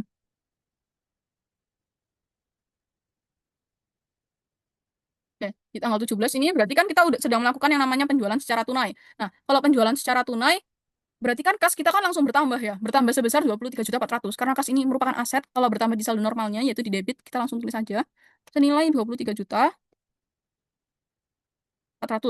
Nah, untuk keterangannya, kita bisa tulis saja, menjual barang dagangan kepada PT Sinar Terang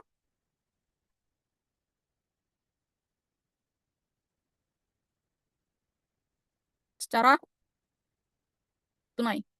Nah, karena kita melakukan penjualan secara tunai, berarti kan penjualan kita juga otomatis bertambah. Kas kita langsung bertambah, penjualan kita juga otomatis bertambah. Bedanya kalau kas bertambahnya di sisi debit karena itu saldo normalnya, kalau penjualan bertambah di sisi kredit karena itu saldo normalnya. Bertambah sebanyak berapa? Sebanyak 23 juta atau senilai 23.400.000. Untuk keterangannya kita bisa samakan. Oke, next. Ada bukti dari pengeluaran barang karena kita kan di sini selaku yang namanya penjual gitu ya. Kita mencatat HPP. HPP penjelasannya seperti yang tadi di tanggal 7 sebelumnya yang di atas. Nah, di sini ada HPP per unit. Kalau di kwitansi sama invoice itu kan harga satuan untuk harga jual ya, dan juga menampilkan total harga jual. Kalau di bukti pengeluaran barang menampilkan HPP per unit dan juga total HPP. Jadi total beban yang dikeluarkan untuk penjualan ini, penjualan PT Maju Dagang kepada PT Sinar Terang. Nah, karena di sini kan udah disetujui ya sama Daniel Tan selaku admin penjualan, juga udah dibuat sama Betty Tawami selaku warehouse manager, dan juga udah diketahui sama Rina Sulis selaku staff accounting. Berarti kan ini udah disetujui, udah di ACC untuk total HPP-nya yaitu 18 juta untuk kepada PT Sinar Terang. Berarti kan nilai barang kan menjadi beban ya. Nilai barang ini menjadi beban. Nah, berarti HPP kita kan bertambah. Kalau HPP kita bertambah, berarti di saldo normalnya yaitu di debit senilai 18 juta. Di sini kita bisa tulis mencatat harga pokok penjualan HPP, mencatat harga pokok penjualan atau HPP kepada PT Sinar Terang.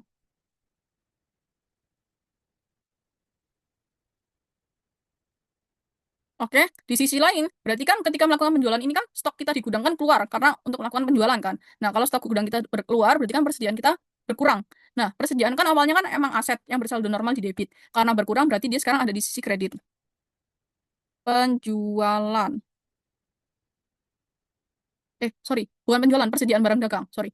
Karena kita melakukan penjualan, berarti kan persediaan barang kita di gudang atau stoknya kita kan keluar karena kita melakukan penjualan. Nah, ya melakukan penjualan, jadi persediaan kita berkurang. Nah, persediaan itu kan aset.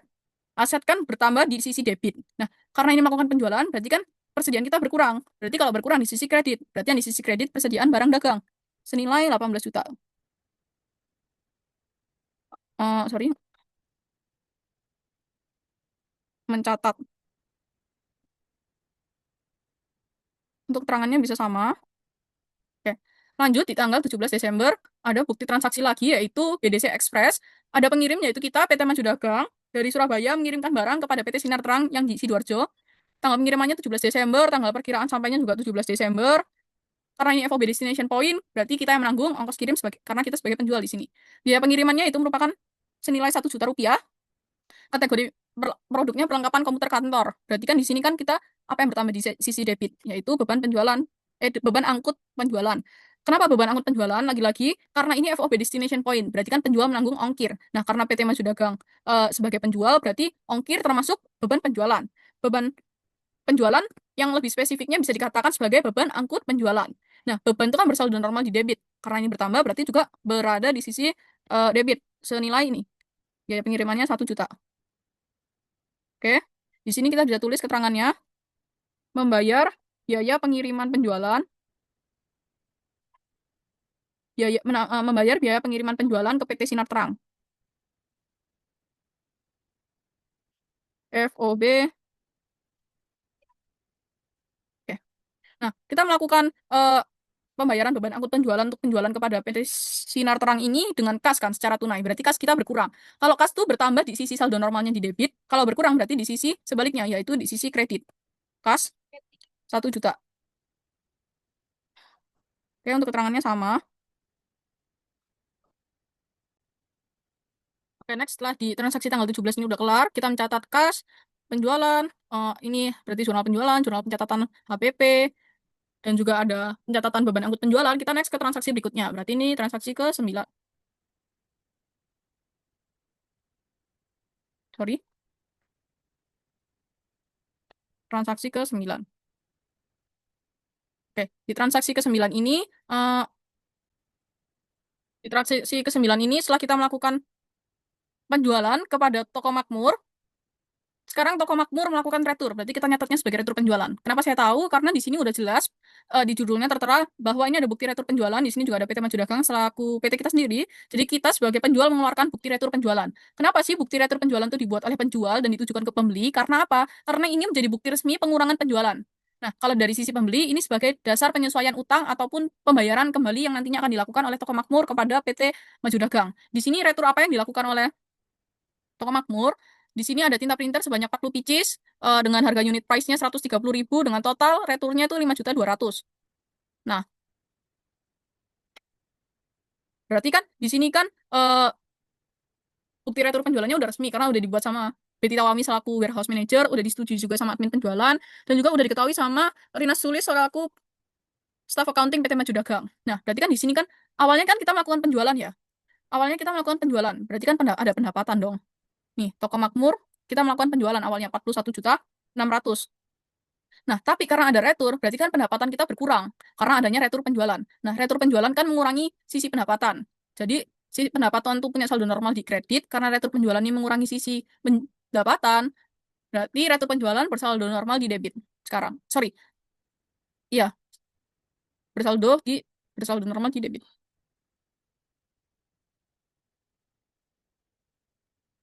Kita copy di sini 19 Desember 2025. Oke, di sini berarti yang tadi sudah dijelaskan, berarti retur penjualan karena mengurangi pendapatan, sekarang retur penjualan bersaldo normalnya di debit. Senilai berapa? Senilai 5.200.000. Di sini ada alasan pengembaliannya karena sebagian tinta printer yang diterima sama toko makmur itu sebagiannya tuh bocor dan sebagian lainnya tuh menggumpal. Nah, oke, kalau retur penjualan di sisi debit, apa sekarang di sisi kredit? Nah, karena ini merupakan penjualan secara kredit, berarti kan kita masih punya hak atas hak tagih atas toko makmur.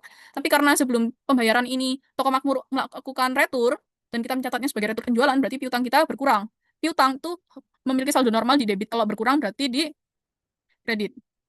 Senilai 5.200.000. Di sini kita bisa mencatat menerima retur penjualan dari toko makmur. Oke, di sini kita bisa tulis. Oke, keterangannya sama.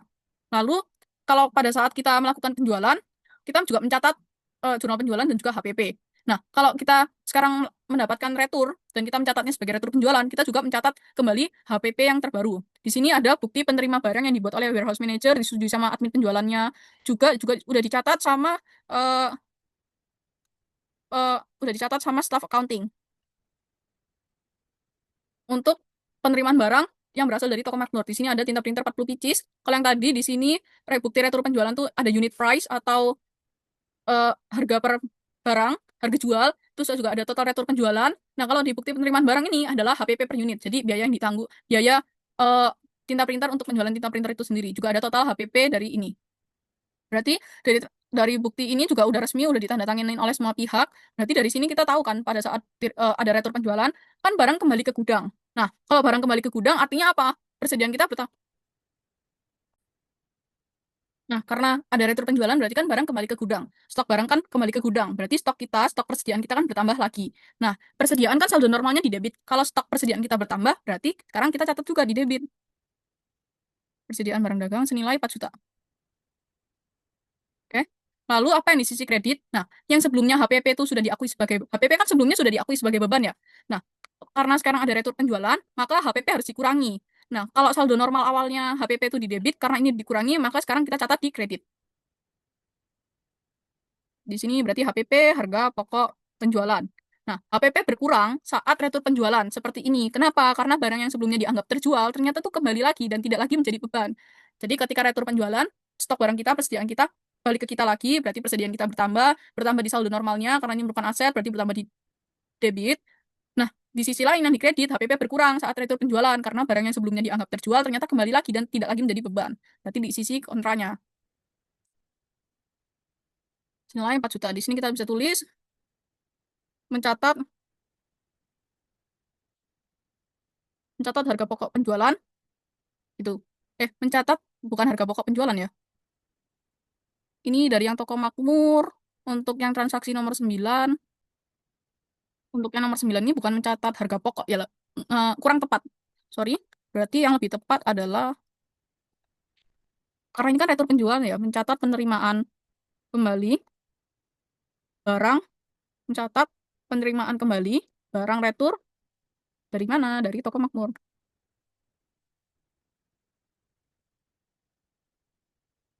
Sorry, yang ini maksudnya.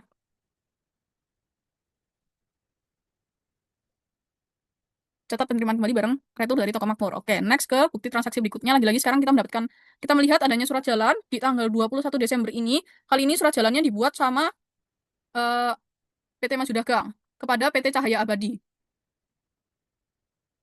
Ini ada description-nya berapa pasien dikirimkan PT Maju Dagang kepada PT Cahaya Abadi, terus juga ada kuantitinya, ini ada kertas 30 rim, pulpen 500 pieces, map 300 pieces, tingkat printer 40 pieces, flash disk 22 GB, terus juga udah ditandatangan oleh pihak pengirimnya, PT Maju Dagang, dan juga udah diterima sama Kelson Jaya sebagai PT Cahaya Abadi.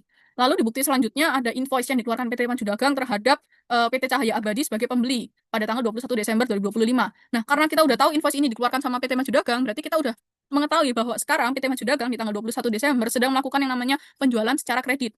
Kita tulis dulu namanya penjualan, berarti kita juga akan mencatat HPP. Berarti di sini ada 4 bagian. Terus di sini kita tulis sesuai tanggal di transaksi 21 Desember 2025.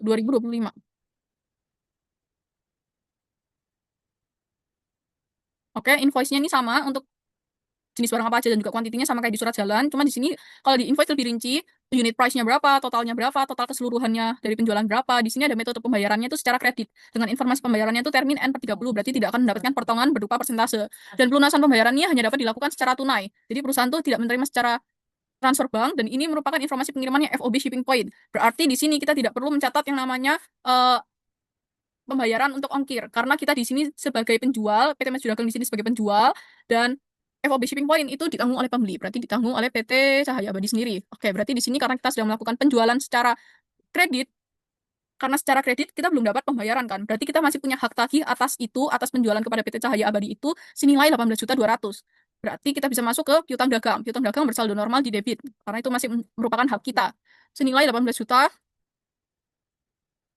senilai 18.200.000. Di sini kita bisa tulis keterangannya, menjual barang dagang kepada Abadi secara kredit.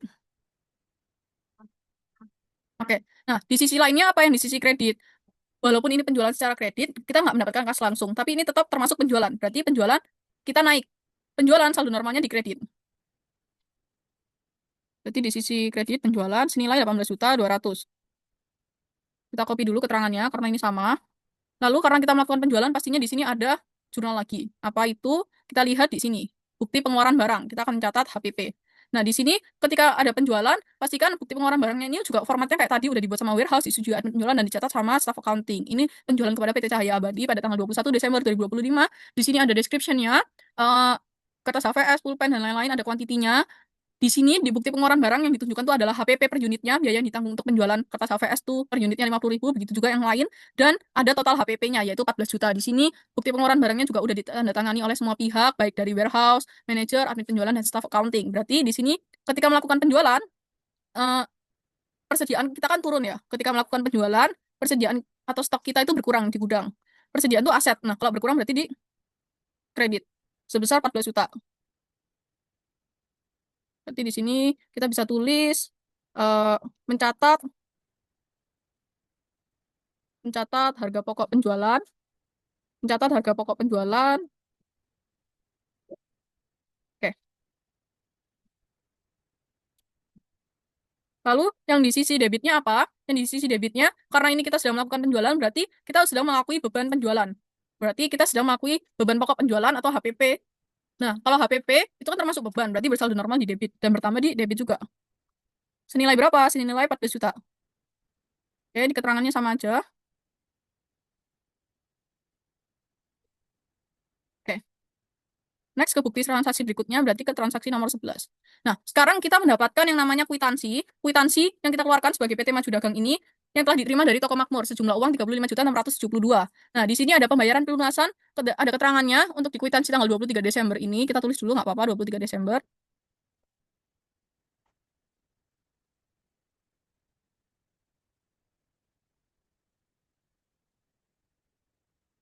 Oke. Di sini ada keterangannya pembayaran pelunasan penjualan sesuai faktur penjualan tanggal 15 Desember. Nah, kalau di sini kita bisa lihat eh, tanggal 15 Desember, tanggal 15 Desember itu kan kita ada uh, piutang ya, 41.600.000 di debit. Nah, tapi sebesar 41.600.000 kan. Tapi ada retur penjualan di tanggal 19 Desember, ada retur penjualan. Jadi piutang kita berada di kredit 5.200.000. Kalau yang tadi di tanggal 15 41.600-nya atau piutangnya berada di debit, sekarang di tanggal 19 Desember 5.200.000-nya berada di kredit. Oke. Nah, di sini toko makmur melakukan pembayaran dari sesuai faktur itu tanggal 15 dan juga udah dikurangi sama retro penjualan. Jadi dari 41.600.000 dikurangi sama 5.200.000. Jadi 36 juta 400. Terus juga dapat diskon atau syarat pembayaran yaitu ada termin 2/10 N/30. Jadi di sini mendapatkan potongan 2% dari 36.400.000 yaitu diskonnya diskonnya berarti jadinya 728.000 dan total pembayarannya jadi 35.672.000. Dan ini udah dibayar sama admin keuangan toko makmur dan juga udah diterima sama admin keuangan PT Maju Dagang. Berarti di sini kita bisa melihat bahwa kita sedang menerima pelunasan. Berarti kan kas kita bertambah. Lalu di sisi satunya juga ada potongan penjualan. Potongan penjualan di debit. Kenapa potongan penjualan? Potongan penjualan. Kenapa potongan penjualan di debit? Karena ini merupakan pengurang dari pendapatan, tapi bukan beban. Jadi pendapatan kan di kredit. Nah, karena ini pengurang dari pendapatan, berarti catat di debit. Dan ini bukan beban. Lalu akun apa lagi yang di sisi uh, kredit yaitu piutang. Karena apa? Karena tadi piutang kan kita catat di debit ya, karena itu sebagai hak tagih kita. Tapi sekarang kita udah tidak punya hak tagih karena udah dilunasin. Gitu. Nah, berarti untuk di tanggal 11 ini kita bisa tahu piutang kita adalah dari sini piutang kita dari Sini 41.600 ini dikurangin sama 5.200 ini, dikurangin retur. 36.400. Berarti potongan penjualannya kita bisa tahu 2% kali 36.400 ini total piutang kita. Ini potongan penjualan kita. Lalu walaupun total piutang kita 36.400, tapi kas yang kita dapatin tuh nggak 36.400 karena ada potongan penjualan yang tadi mengurangi pendapatan. Jadi kas kita itu selisih antara ini piutang dagang dan juga potongan penjualan. Jadi kita mendapatkan 35.672 sesuai dengan kwitansi. Sini kita tinggal catat menerima pelunasan piutang dari toko makmur. Oke, lanjut ke transaksi berikutnya, transaksi ke-12. Nah, sekarang di transaksi ke-12 ini kita mendapatkan kwitansi lagi. Sorry, kita mengeluarkan kwitansi lagi. Kita sebagai PT Maju Dagang telah diterima dari PT Cahya Abadi di tanggal 26 Desember. Di tanggal 26 Desember ini senilai 18.200.000 rupiah. Ada keterangannya pembayaran pelunasan piutang usaha PT Cahya Abadi atas penjualan sesuai faktur penjualan tanggal 21 Desember 2025 sebesar 18.200. Sini total hutangnya 18.200 udah dibayar senilai itu juga. Jadi sisa hutangnya 0, jadi statusnya lunas. Dan juga ini syarat pembayarannya itu di N/30. Jadi tidak akan mendapatkan potongan. Kalau kita lihat ini tanggal 21, ini ada piutang 18.200. Sekarang piutangnya akan dibayar. Berarti kita akan mendapatkan kas karena adanya pembayaran kas bersaldo normal di debit karena merupakan aset. Senilai berapa? Senilai 18.200. Di sini kita bisa menulis menerima pelunasan piutang dari PT Cahaya Abadi. Nah, di sini karena kita menerima pelunasan tanpa ada potongan, karena ini N/30 nggak ada potongan persentase, berarti kan karena kita menerima pelunasan, berarti kan kas kita bertambah di debit. Nah, apa yang berkurang? Piutang dagang, berkurang di sisi kredit. Kenapa? Karena hak tagih kita udah tidak ada, karena udah dilunasi sama PT Cahya Abadi, senilai 18.200. Oke, kita copy di sini, keterangannya sama. Oke, untuk transaksi terakhir, ada bukti kas keluar di tanggal 27 Desember. Oke, dibayarkan kepada ini kas keluarnya dibuat sama PT Maju Dagang sendiri, dibayarkan kasnya ini kepada pemegang saham, jumlahnya tuh 5 juta rupiah. Keterangannya pembayaran dividen kepada pemegang saham dari PT Maju Dagang. Nah, ini udah dibuat sama staff accounting, juga udah disetujui sama direkturnya PT Maju Dagang dan juga udah diterima sama Iya Sopiah selaku pemegang saham. Berarti kalau seperti ini, apa akun-akun yang terpengaruhi? Yaitu dividen. Kenapa dividen di debit? Karena dividen itu mengurangi ekuitas. Ekuitas kan bersaldo normal di kredit. Nah, karena dividen mengurangi ekuitas, berarti dia bersaldo normal di debit. Nah, sekarang dia sedang bertambah, berarti di debit. Jadi dividen itu bukan beban. Senilai 5 juta rupiah. Oke, lalu di sisi kredit apa? Karena kita melakukan pembayaran dividen atau pembagian dividen, berarti kan kita melakukan membayarnya dengan kas. Kas kita berkurang. Kas kalau berkurang di sisi kredit. Kas. 5 juta. Di sini bisa kita tulis pembayaran dividen kepada pemegang saham. Oke. Oke, di sini untuk jurnal umumnya udah selesai, sudah tidak ada bukti transaksi lagi, kita bisa menulis total. Total dari sisi debit dan sisi kreditnya. Oke, kita tulis di sini, kita sum dulu untuk sisi debitnya, kita pastikan semuanya sama. Sum sama dengan sum, buka kurung, kita pilih sisi debit. Oke, tutup kurung, enter. Gitu juga yang di sebelahnya. Sum, buka kurung.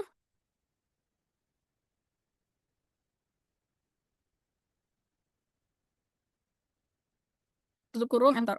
Oke, ternyata di jurnal umum ini balance antara saldo debit dan juga kreditnya. Sebentar.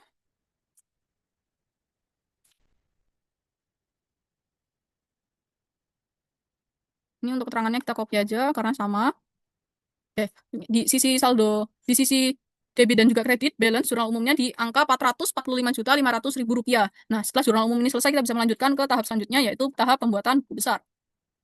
Teman, sekarang tahap jurnal umum udah selesai, kita lanjut ke tahap selanjutnya, ya betul, buku besar. Nah, kita membuat buku besar gimana caranya? Seperti yang di video-video lalu, yaitu kita membuat dengan cara membuat pivot table. Kita klik insert, pivot table, lalu kita pilih tabel atau range apa, atau tabel apa yang mau kita buat untuk di buku besar ini.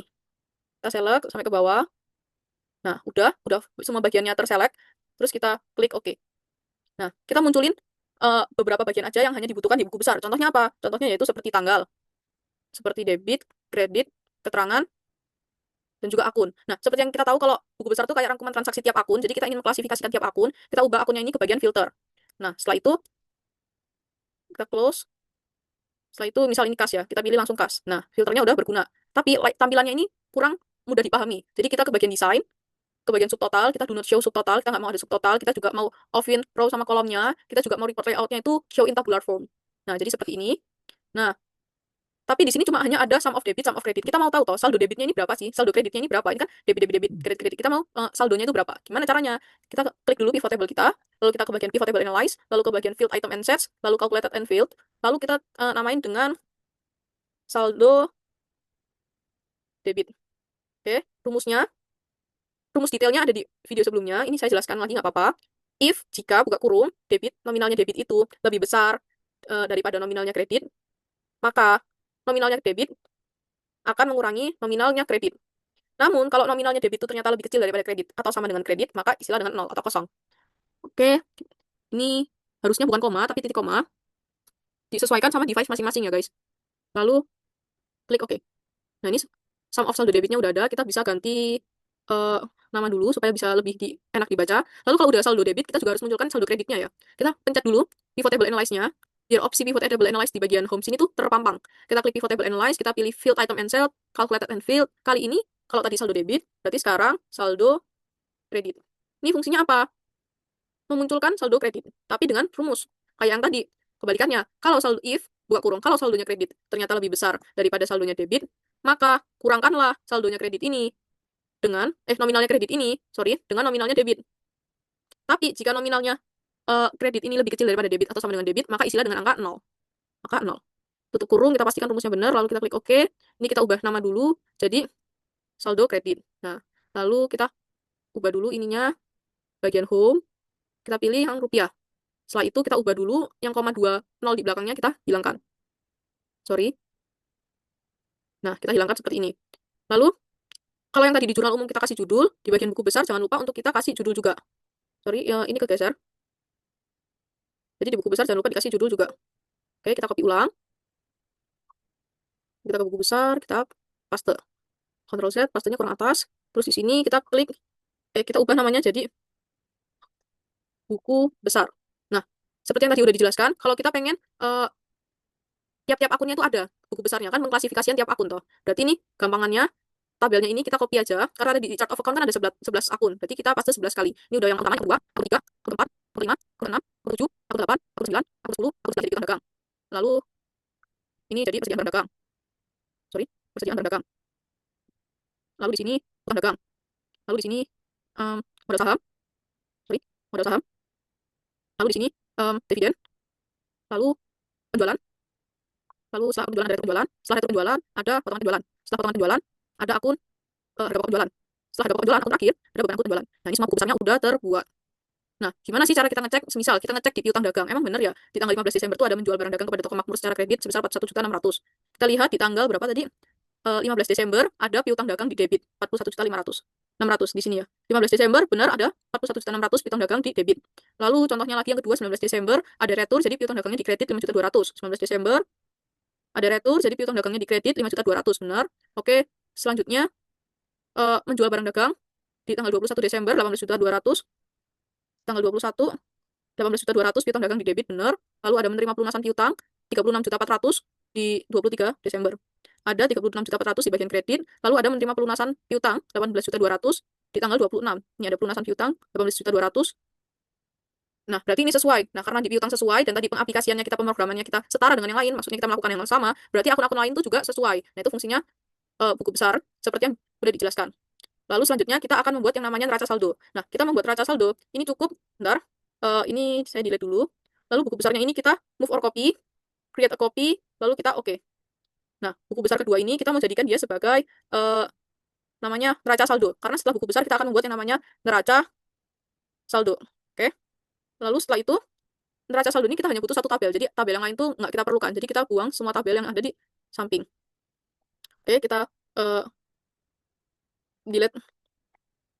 Nah, udah kita delete, kita pencet atau kita klik di bagian sini buku besar pertama, kita ubah ke neraca saldo. Lalu untuk di neraca saldo, nggak semua bagian di buku besar kan dimunculin di neraca saldo. Nah, kita ubah di pivot table analyze ini. field listnya kita ubah, seperti tanggal tuh nggak kita butuhkan. Keterangan nggak kita butuhkan, yang kita butuhkan cuma saldo debit dan saldo kredit dan juga akun. Lalu, apa yang kita lakukan? Ya, kita ubah dari akunnya tadi. Itu kan tadi berupa list. Kita kembalikan ke row, supaya nanti dia bentuk row. Lalu kita checklist. Nah, ini udah seperti bentuk buku besar. Sorry, bentuk neraca saldo. Nah, kita di sini beri total supaya kita tahu neraca saldo kita antara debit sama kreditnya balance atau tidak.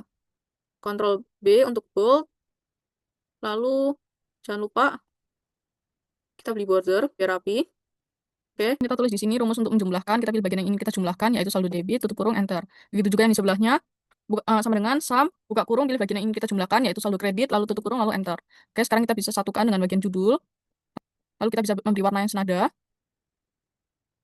Oke, sekarang kita lanjut untuk pembuatan laporan keuangan. Kita bisa move or copy sheet ini, sheet neraca saldo, create a copy, oke, terus kita rename, laporan, oke, kita pindahkan. Sekarang kita akan lanjut untuk melakukan mulai tahap pembuatan laporan laba rugi. Di sini jangan lupa untuk kita beri judul, yaitu laporan laba rugi untuk PT Maju Dagang untuk periode yang berakhir per 31 Desember 2025. Nah, di sini aspek apa aja yang akan ada di akun laporan laba rugi, yaitu pertama ada pendapatan. Nah, kita bisa mengetahui pendapatan penjualan ini dari beberapa akun, yaitu dari salah satu akun dulu, yaitu akun penjualan. Kita bisa mengetahui akun pendapatan penjualan PT Maju Dagang dari akun penjualan. Nah, kita tinggal memasukkan akun penjualan itu sendiri. Dari mana? Sama dengan langsung kita pilih akun penjualan yang ada di neraca saldo. Nah, sekarang jangan lupa untuk akun penjualan ini sendiri ada dua aspek pengurangnya, yaitu akun retur penjualan dan juga akun potongan penjualan. Nah, kenapa retur penjualan dan potongan penjualan ini mengurangi akun penjualan? Kalau retur penjualan mengurangi akun penjualan karena barang yang kita jual ke pembeli itu dikembalikan pembeli kepada kita. Jadi barang yang kita jual itu berkurang. Jadi ini mengurangi akun penjualan. Sedangkan kalau potongan penjualan itu juga mengurangi akun penjualan. Kenapa? Karena kita memberikan diskon kepada pembeli. Dan di sini sekarang kita akan memberikan nominal untuk masing-masing akun ini. Tapi dengan cara praktis yaitu dengan memberikan rumus. Sama dengan VLOOKUP, kita pilih VLOOKUP, rumus VLOOKUP. Jadi kita ingin VLOOKUP ini tujuannya adalah kita ingin memunculkan akun yang kita pilih. Di sini lookup value akun yang kita pilih yaitu akun penjualan itu sendiri, lalu titik koma, tabel areanya dari mana? Dari neraca saldo yang udah kita buat tadi. Nah, jangan lupa untuk kita beri string agar tabel areanya itu tetap. Agar tabel areanya itu tetap walaupun kita berpindah kolom, tapi tabel areanya tetap dari neraca saldo. Yaitu setelah itu kolom index number-nya kita pilih kolom kedua yaitu kolom di saldo debit. Lalu kita pilih range lookup-nya yang false atau exact match atau pasti cocok. Lalu setelah itu kita tambahkan rumus lagi yaitu rumus VLOOKUP lagi. Karena nggak semua akun bernominal di saldo debit, ada juga yang di saldo kredit. Nah, jadi kadang bisa di kolom kedua, kadang juga bisa di kolom ketiga. Nah, kita mau langsung sekalian menggunakan formula rumus ini. Nah, kita tetap mau lookup value dari akun penjualan itu sendiri, terus tabel areanya tetap dari kolom indeks, tabel areanya tetap dari neraca saldo. Jangan lupa untuk kita memberikan yang namanya string di tabel areanya. Lalu dari kolom ketiga, kolom indeks number-nya. Karena tadi yang udah kedua, sekarang ketiga, lalu range lookup-nya yang false atau exact match. Oke, enter. Nah, sekarang untuk memunculkan akun nominal dari akun retur penjualan dan potongan penjualan, kita tidak perlu ribet-ribet lagi untuk mencari neraca saldo. Kita langsung aja tarik ini ke bawah. Nah, akun ini muncul sesuai. Retur penjualan itu sesuai 5.200.000, potongan penjualan juga sesuai yaitu 728.000. Nah, dari sini kita bisa mendapatkan yang namanya pendapatan itu. Pendapatan neto. Nah, dari pendapatan neto ini gimana cara kita mendapatkannya? Nah, pendapatan neto ini kita dapatkan dari mana? Kita dapatkan dari selisih antara penjualan dan aspek pengurangnya. Jadi kita totalkan dulu untuk retur penjualan ini dengan potongan penjualan. Nah, dari sini kita bisa mendapatkan pendapatan neto, yaitu dari akun penjualan dikurangi dengan total pengurangnya, yaitu dari total retur penjualan dan juga potongan penjualan. Kita langsung pilih aja, enter. Lalu kita masukkan akun harga pokok penjualan ini biaya yang kita tanggung untuk barang yang dijual, berapa nominalnya. Nah, ini kita langsung drag aja ke bawah supaya rumusnya berkelanjutan. Nah, ini N per A error karena apa? Tidak ada akun yang mau kita lookup di bagian sini. Jadi kita clear konten dulu. Oke, di sini 60 juta. Nah, dari harga pokok penjualan ini kita akan mendapatkan yang namanya laba kotor. Laba kotor ini kita dapatkan dari selisih antara pendapatan itu dikurangi dengan harga pokok penjualan. Jadilah 17.272.000. Setelah itu ada akun beban di neraca saldo. Nah, bebannya ini kan cuma satu, berarti kita langsung pilih aja beban akun penjualan. Lalu kita ingin memunculkan nominalnya, kita langsung drag aja kayak tadi. Ini N per A-nya kita clear konten dulu, lalu ini kita geser. Nah, dari sini kita akan mengetahui yang namanya total beban. Nah, total beban ini karena hanya satu, yaitu beban angkut penjualan, langsung aja kita tulis 1 juta rupiah. Nah, dari sini kita akan mendapatkan yang namanya laba bersih. Nah, laba bersih ini kita dapatkan dari mana? Dari selisih antara laba kotor dengan total beban. Langsung aja kita hitung dari selisih laba kotor dikurangi dengan total beban. Enter. Sorry, berarti dari laporan laba rugi ini kita akan mendapatkan laba bersih, yaitu 16.272.000 rupiah. Di sini jangan lupa untuk kita berikan border. Kita berikan juga.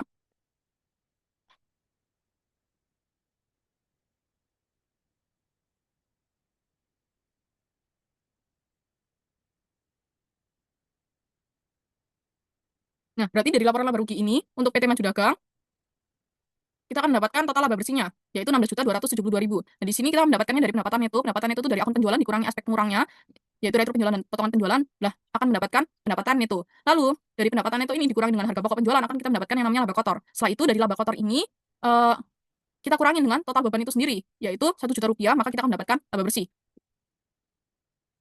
Selanjutnya, yaitu laporan laba ditahan untuk PT Maju Dagang untuk periode yang berakhir per 31 Desember 2025. Oke, di sini aspeknya apa aja, yaitu saldo laba ditahan, saldo laba ditahan per awal Desember, berarti 1 Desember 2025.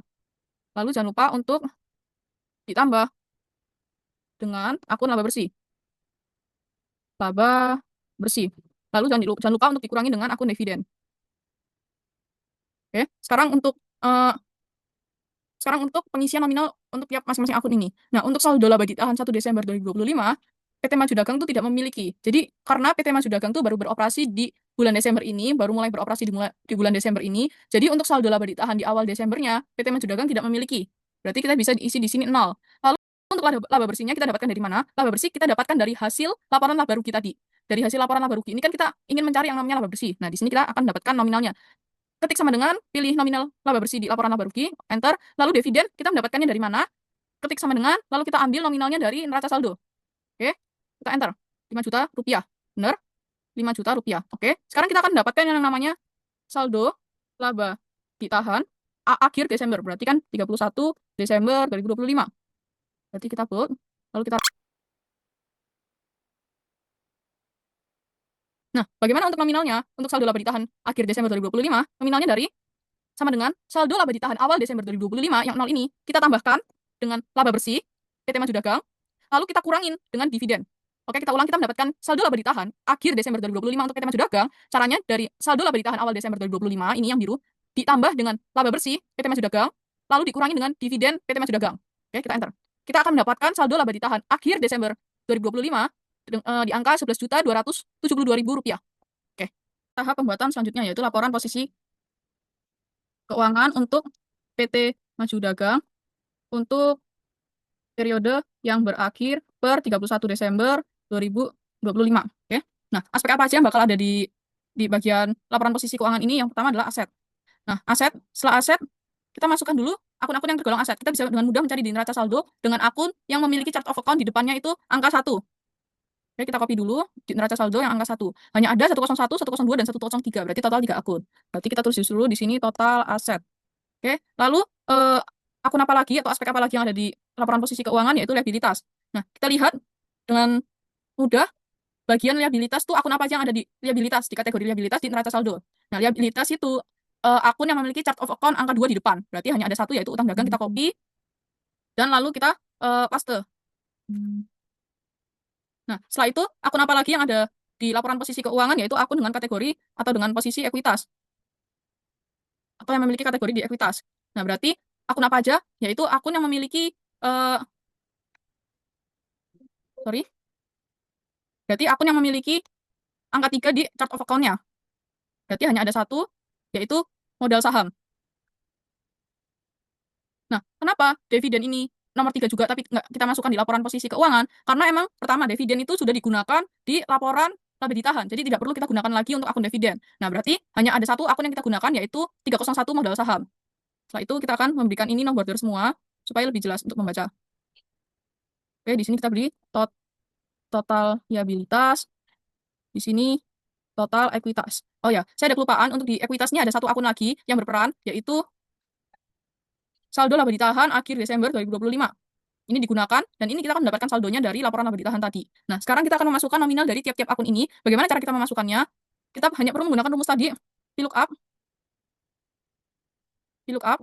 terus kita pilih akun apa yang mau kita lookup value-nya, yaitu akun kas, lalu kita titik koma, tabel areanya dari mana, yaitu dari neraca saldo. Nah, jangan lupa untuk memberi string di bagian tabel area, supaya kalau kita berpindah kolom, tabel area atau sumbernya itu masih sama, yaitu dari neraca saldo.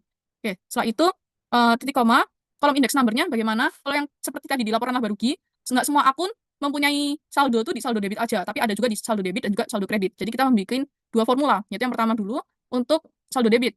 Jadi kolom index number-nya, ini akun kolom 1, kolom 2. Berarti kita masukkan di kolom 2 terlebih dahulu, lalu titik koma yang false atau exact match atau yang pasti cocok.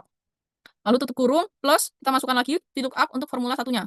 Lookup value, akun apa yang mau kita lookup value-nya, yaitu akun kas, lalu titik koma, tabel areanya dari mana, dari neraca saldo ini. Lalu, jangan lupa, seperti tadi, ini tabel areanya, jangan lupa untuk kita string, dengan memberi tanda $. Oke? Nah, untuk kolom index number-nya, dari kolom ketiga, kolom saldo kredit. Karena tadi udah kedua, sekarang yang ketiga. Lalu titik koma, range lookup-nya yang false atau exact match. Lalu kita tutup kurung. Oke, enter. Nah, sekarang udah muncul kas Rp109.452.000. Nah, ini sesuai dengan di neraca saldo. Yang di neraca saldo, yaitu Rp109.452. Nah, sekarang kita bisa tarik ke bawah, agar rumusnya langsung terpasang di akun-akun bawahnya. Oke, berarti kita bisa melihat total aset dari penjumlahan ini. Sum, buka kurung, semua akun aset kita jumlahkan, nominalnya, tutup kurung, enter. Kita mendapatkan total aset Rp131.272.000. Lalu untuk liabilitas, karena hanya ada satu akun, kita bisa copy rumusnya ini juga, Ctrl+C, lalu Ctrl+V.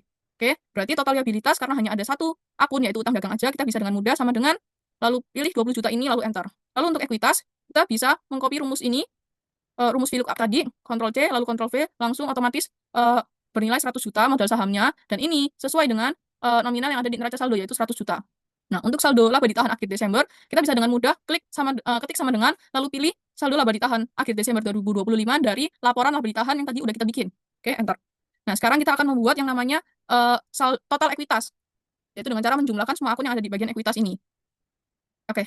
Nah, setelah itu kita akan mencari total dari liabilitas plus ekuitas. Nah, total dari liabilitas plus ekuitas kita bisa menggunakan rumus sum, buka kurung, liabilitas plus ekuitas. Tutup kurung, enter. Dan ternyata total aset kita kan Rp131.272.000. Total liabilitas kita Rp20 juta. Dan total ekuitas kita Rp111.272.000. Nah, kalau kita lihat dari total liabilitas dan total ekuitas, harus sama jumlahnya dengan total aset. Berarti ini sama Rp131.272.000. Berarti ini untuk laporan posisi keuangan PT Maju Dagang, itu sudah benar. Sekarang tinggal kita rapikan aja. Oke, sekarang untuk laporan keuangan dari PT Maju Dagang udah selesai. Di sini terdiri dari neraca saldo PT Maju Dagang periode Desember 2025. Di sini udah ada laporan laba rugi PT Maju Dagang untuk periode yang berakhir per 31 Desember 2025 dengan laba bersih Rp16.272.000. Lalu di sini sudah ada laporan laba ditahan untuk periode yang berakhir per 31 Desember 2025 dengan saldo laba ditahan akhir Desember ada di angka Rp11.272.000 dengan laporan posisi keuangan PT Maju Dagang untuk periode yang berakhir per 31 Desember 2025. Total asetnya memiliki total Rp131.272.000 dan total liabilitasnya Rp20 juta dan total ekuitasnya Rp111.272 dan total liabilitas plus ekuitas Rp131.272.000. Oke, sekian dari saya untuk pembuatan jurnal umum, buku besar, neraca saldo, hingga laporan keuangan PT Maju Dagang. Nah, ini tadi rangkaian pembahasan lengkap tentang perusahaan dagang, mulai dari konsep dasar, perbedaannya dengan perusahaan jasa, metode periodik dan perpetual, FOB shipping point dan destination point, sampai proses penjurnalan, buku besar, neraca saldo, dan penyusunan laporan keuangan menggunakan Excel. Semoga penjelasan ini bisa membantu kamu memahami alur akuntansi perusahaan dagang secara runtut dan logis. Terima kasih sudah menonton, semoga bermanfaat dan sampai jumpa di pembahasan selanjutnya. Tetap jaga kesehatan untuk kita semua, amin.